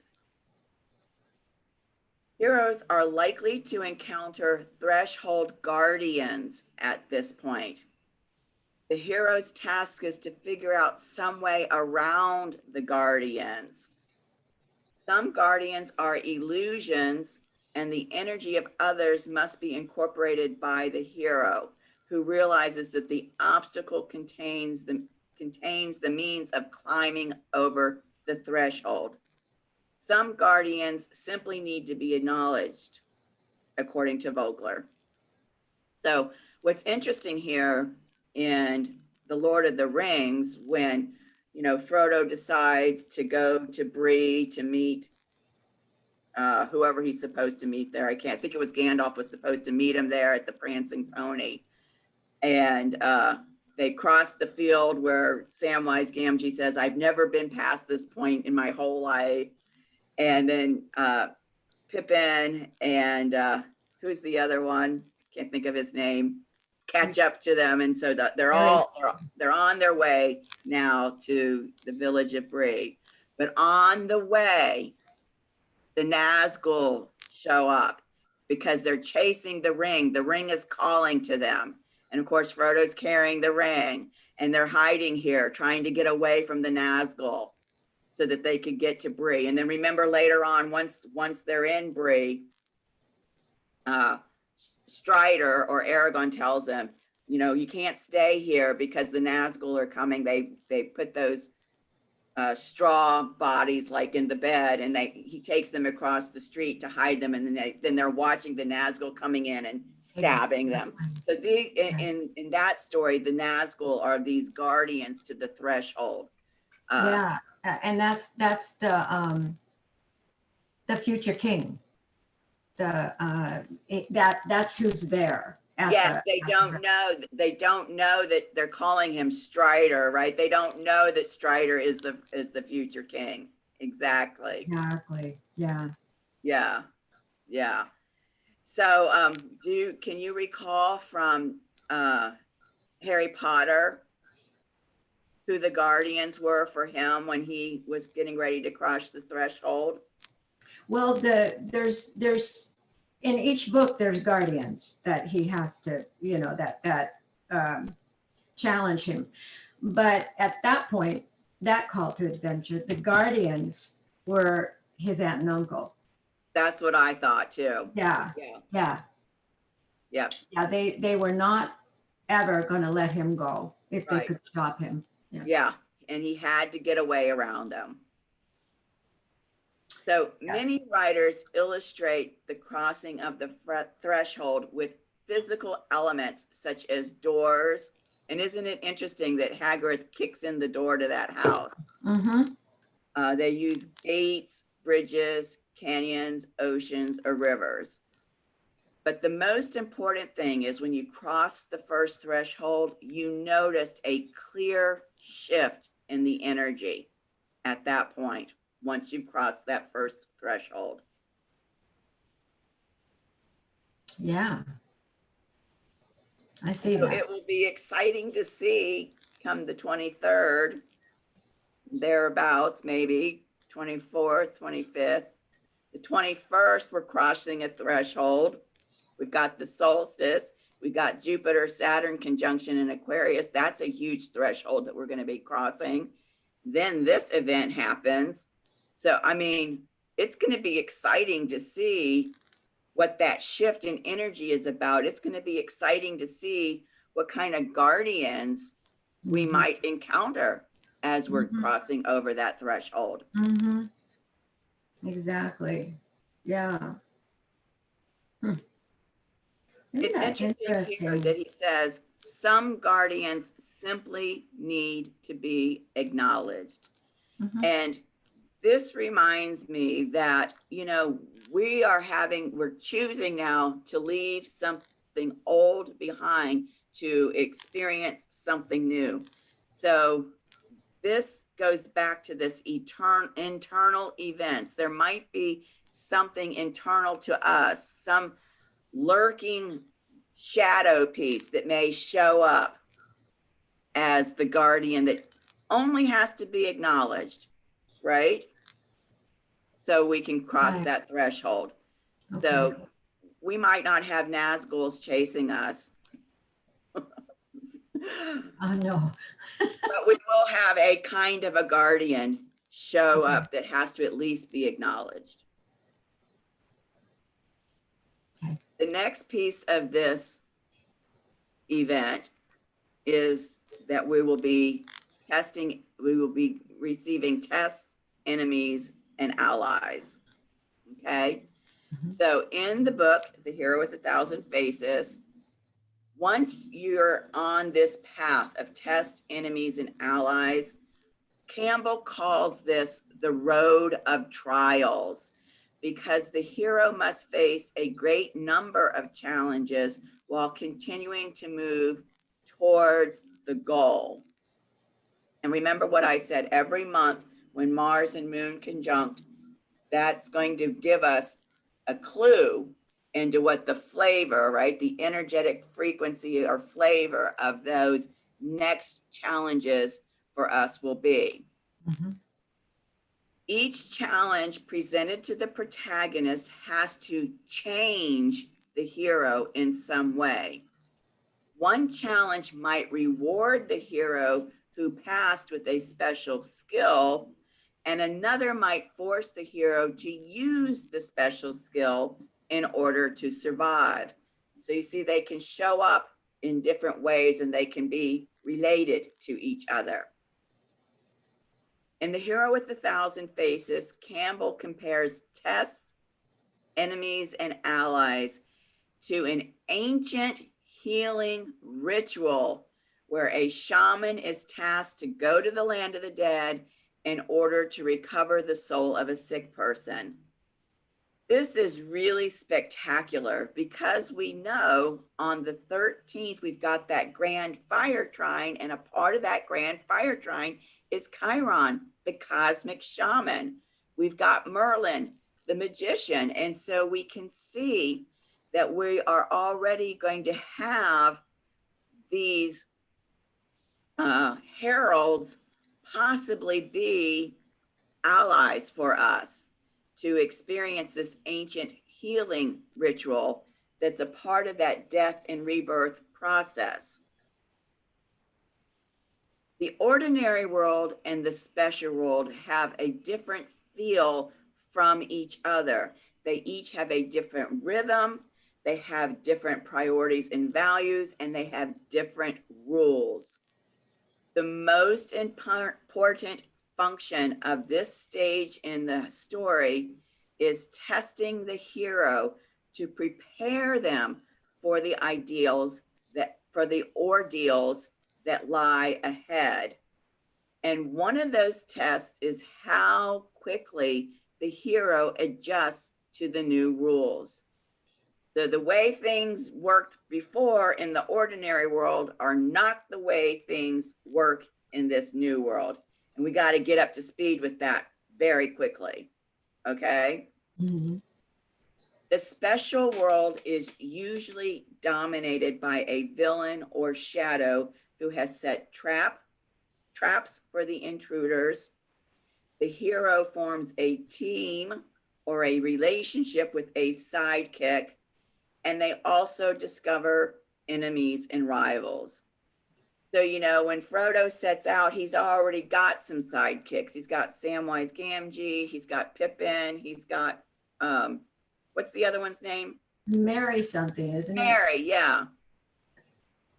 But once he gets to Bree, Strider, right? Aragorn joins him. And then on their way to where the elves live, when the Nazgul stabbed Frodo with that sword and he's dying, then Arwen comes along and she's the one that takes him on the horse to get him for the elf medicine to heal him. Yeah.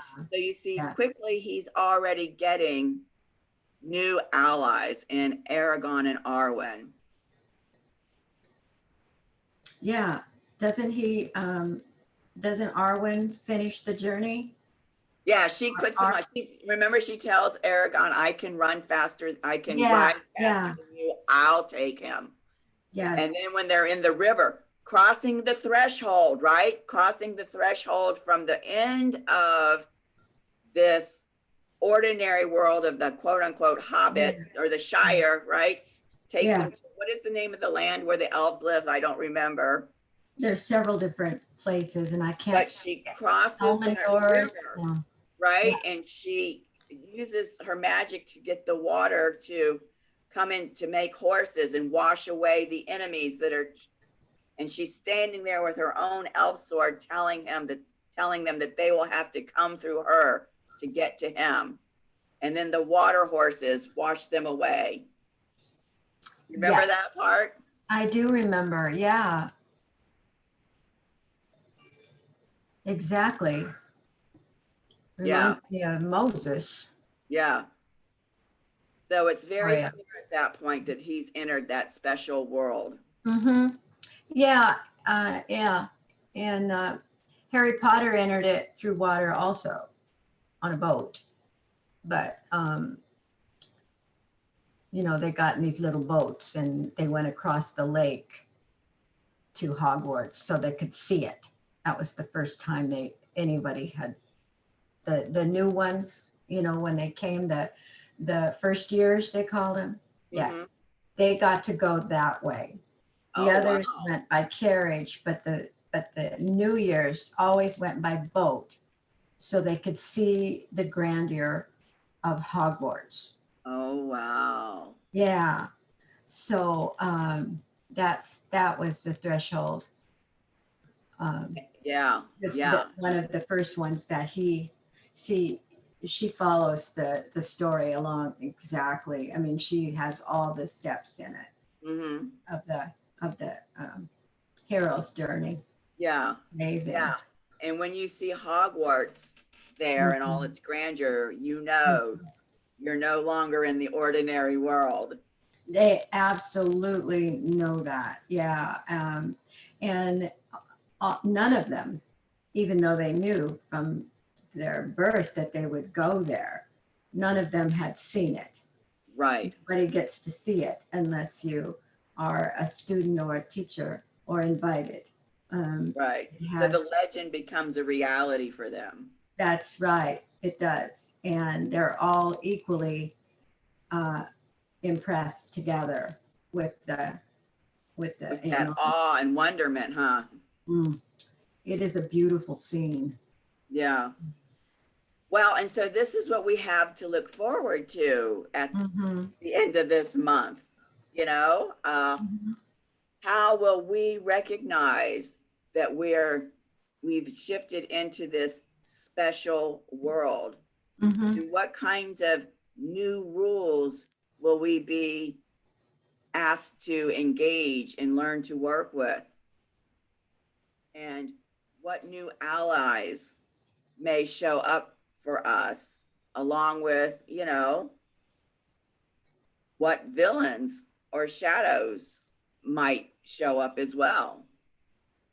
Yeah, and I think that's probably going to happen individually and collectively. Um, yes, Yeah, because I agree with you. I agree with you. It'll be really exciting to see how that starts to unfold for each of us. yes, it will. So here are the aspects on December 23rd. So there's that T square that, you know, that we had on the 15th. But now the moon, as I described, has come and joined that T square. And so this becomes a threshold for us when this event happens. When the moon joins this T square, that's a threshold event for us cosmically. Then we still have the North Node here, but instead of being opposite, what was it before? I think it was Mercury, wasn't it? Here, let's go back and look. Yeah, instead of the North Node being opposite Mercury, look who's there. Sekhmet. Oh yeah. Yeah. And the North Node is still trining the Magdalene. Okay.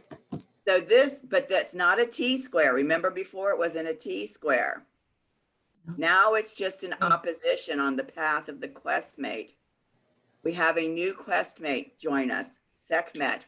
She's going to be one of our new allies. And remember with oppositions, what we've talked about, we've got these polarity energies, and we've got to find a way to balance them and blend them and bring their frequency up to this higher point where we can create something new. So as we're trying to do that on this path that is very much pointing us towards where humanity is evolving to, we're going to be experiencing quite a few tests as a part of that. Okay. Okay. We still have the same grand fire trine that we had, but look who has added her energy to this fire trine, the sacred feminine. The sacred feminine is a huge ally for us to be able to help us raise ourselves into this consciousness of equal partnership. Then we'll have had the solstice event where Jupiter and Saturnia are conjunct at that 0 degrees Aquarius, right? Giving us that new vision of how we're moving forward on this path. And who's there to help us with that new vision? Yeshua. Yeshua. And this sextile is a very harmonious, right? A sextile is a 60 degrees, very harmonious support. And so, you know, even Yeshua here, the embodiment of Christ consciousness here, Christ consciousness being an ally for this new vision that we're going to be privileged to have insight into. And then we've got Uranus trining the Sun and Mercury in Capricorn. So let's see what that looks like on the chart. So here's that first T-square in green, right? We've got Eris, Mars, and Moon conjunct here, opposite the Magdalene, and T-squaring Pluto. There's that. Then we have the next opposition, right? The North Node opposite Sekhmet. And the North Node is still trining Magdalene. So this is again activating this initial, this initial T-square. Then we've got that grand fire trine that we had on the 15th. But now we've got Venus, the sacred feminine, joining it. And here we've got that sextile between that conjunction of Saturn and Jupiter at 0 Aquarius that happens on the solstice. And Yeshua on the 13th was at 29 Pisces. Now on the 23rd, he's at 0 of Aries. So that sextile between the two of them.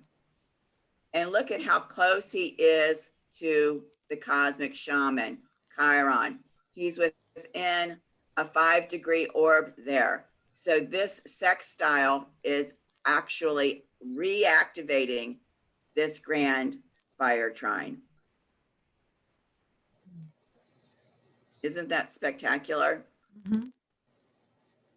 It is. Now, in this chart, look at the ascendant here. Remember, this is the 23rd. The ascendant of this chart on the 23rd is at 7 degrees of Cancer. And look at where the full moon's going to happen, right next to it. Right. At almost 9 degrees. And so the moon is actually the ruler of this chart.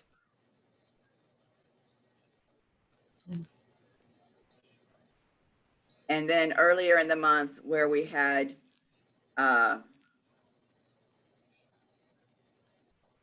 I don't know why I put Gemini there. That should say Sagittarius, SG for Sagittarius, 23 degrees Sagittarius. So I'll fix that in the slides before Okay. I upload them. All right. It must, because I copied and pasted it. I must have done this on the other one too. And I just didn't notice that I had done that. Okay. But look at where that 23 is. Right here where Sekhmet and Ishion are, the unforgivable wound that is becoming the sacred gift. That's where that solar eclipse is. So these luminary bodies are reactivating that eclipse point in the sky. And all of that is a point of this part of this opposition that is triggering here the Magdalene. This is so spectacular that, this quest for the truth. What is the truth? What is the highest spiritual truth? Is a part of this evolving towards embodying conscious equal partnership. And of course, because we've got this grand fire trine in these same signs of Aries, Leo, and Sagittarius, the same shamanic medicine is at play here. So you could say that this shamanic medicine is at play all month. And you can go back to that slide to review that and tap into that shamanic medicine. Okay. As you're crossing the threshold and learning the new rules of this special world and engaging some new enemies and meeting some new allies, right? Yes. But definitely Sekhmet is an ally for us once we cross that threshold. Yes. Oh, she's a good ally. He's a great ally. So, any questions about any of that? No. So we've got numerous opportunities for some vision questing because of the two Mars events. So this is what they are. You can identify which mentor or mentors have helped to free you from the refusal of the call.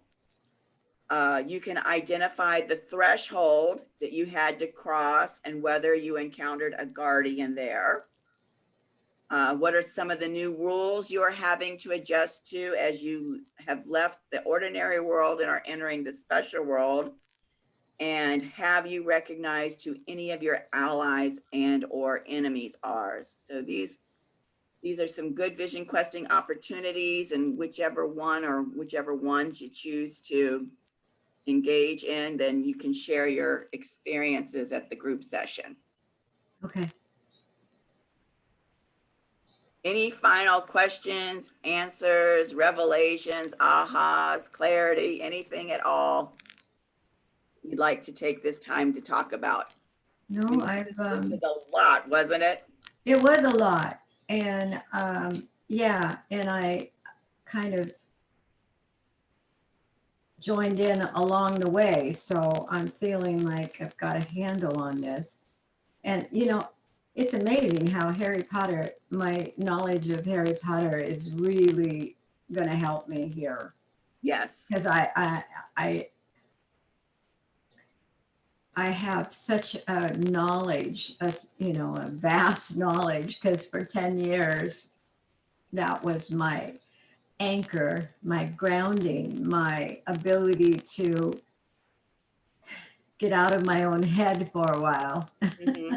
Because it was hard. My mom had dementia, and it was a 10-year journey from start to finish. And when was that 10-year journey? From what year to what year? Okay, she died in, let me think, 2008.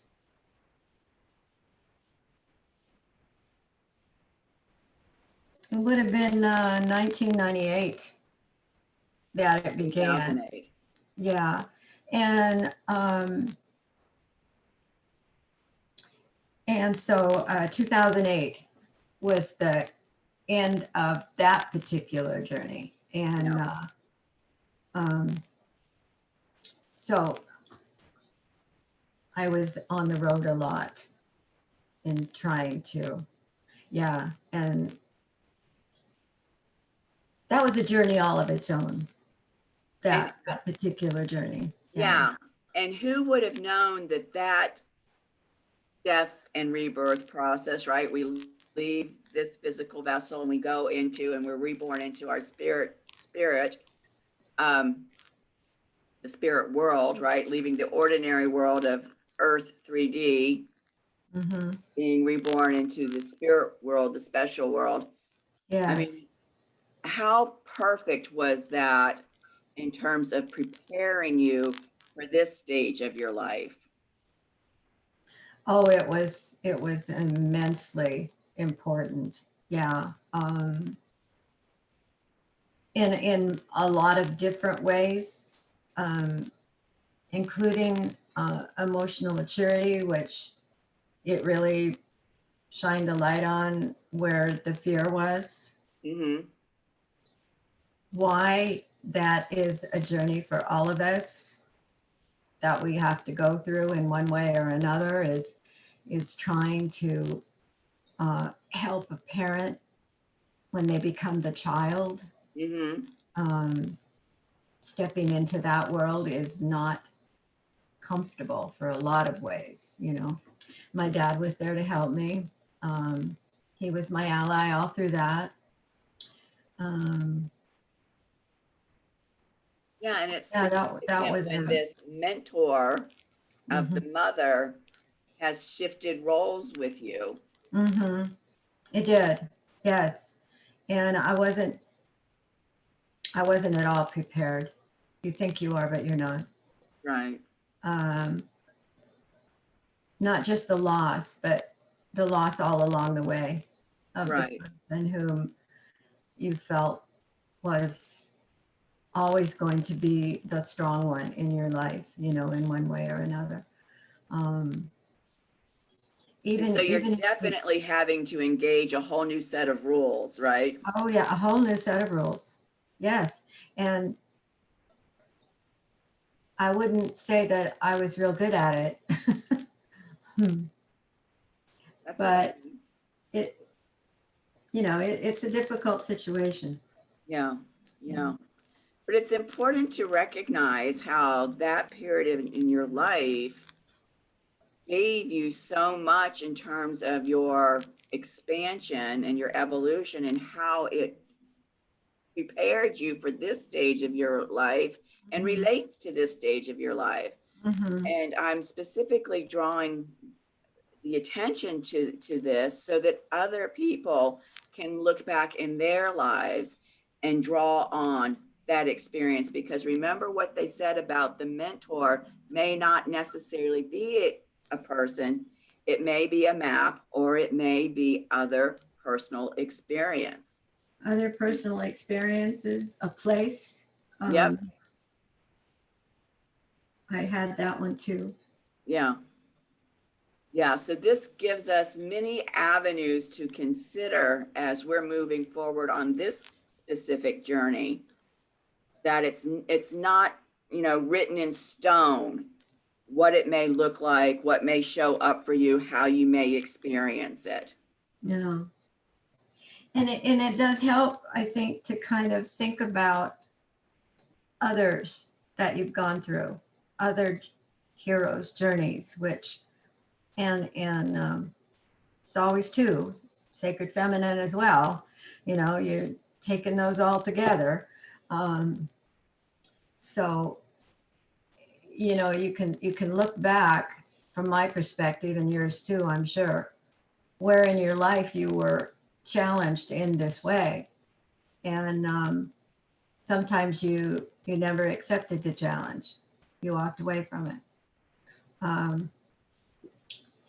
And sometimes you accepted it, but no matter what, you learned from it. Right.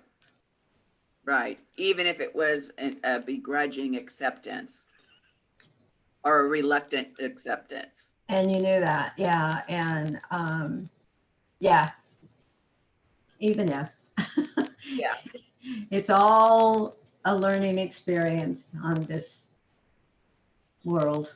Yeah. Wow. Thank you so much, Maureen, for all of your sharing. This has been really powerful today. It has been. And all your thank you for wisdom.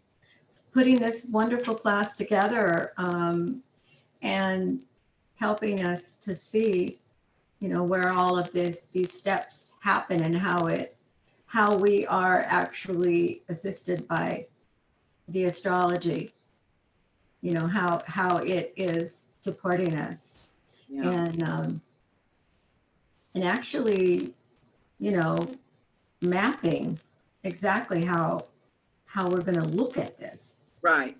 And of course, this will be even more crystal clear for you when we do your personal session and we're taking these aspects and we're combining them with your solar return chart, which shows what your evolutionary path is for this year and Yeah. how all of those pieces are coming together. Yeah. And we're almost to the end of it, of this solar return chart. We're almost. We have a whole new solar return. And then we have a whole new one, and let's hope that it's gentle.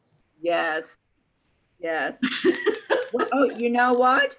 Oh my God, I just received this message that our new solar return charts coming up in January will be the whole new rules that we'll be engaging with. Okay. Okay. No rocking chair on the porch then, huh? No rocking chairs. Yeah. Ooh, this is exciting. It is exciting. Yeah. I mean, because think about the infinite intelligence that coordinated all of this for you and me specifically to have our solar return at this specific point in the Mars journey. Yeah. Because our birthdays are going to be early enough in January that they'll be prior to the next Mars event, the next labor, the next Mars moon conjunction. Wow. Wow. Yep. Okay. Getting ready. Grounding. This is very exciting. It is. Very exciting. It is exciting. Yeah. Yeah. Yep. All right, my dear. Any other questions? Or are you good? Thank you for everything. And we'll see you soon. Yep. Yep. Remember, on Monday, we have our Sacred Feminine class. I have it down. Yeah. 11 o'clock. All right, sweetie. Okay. Thanks again for your magnificent wisdom and contribution. Oh, well, thank you. I appreciate that very much, and yours as well. All right. Bye-bye. Bye-bye.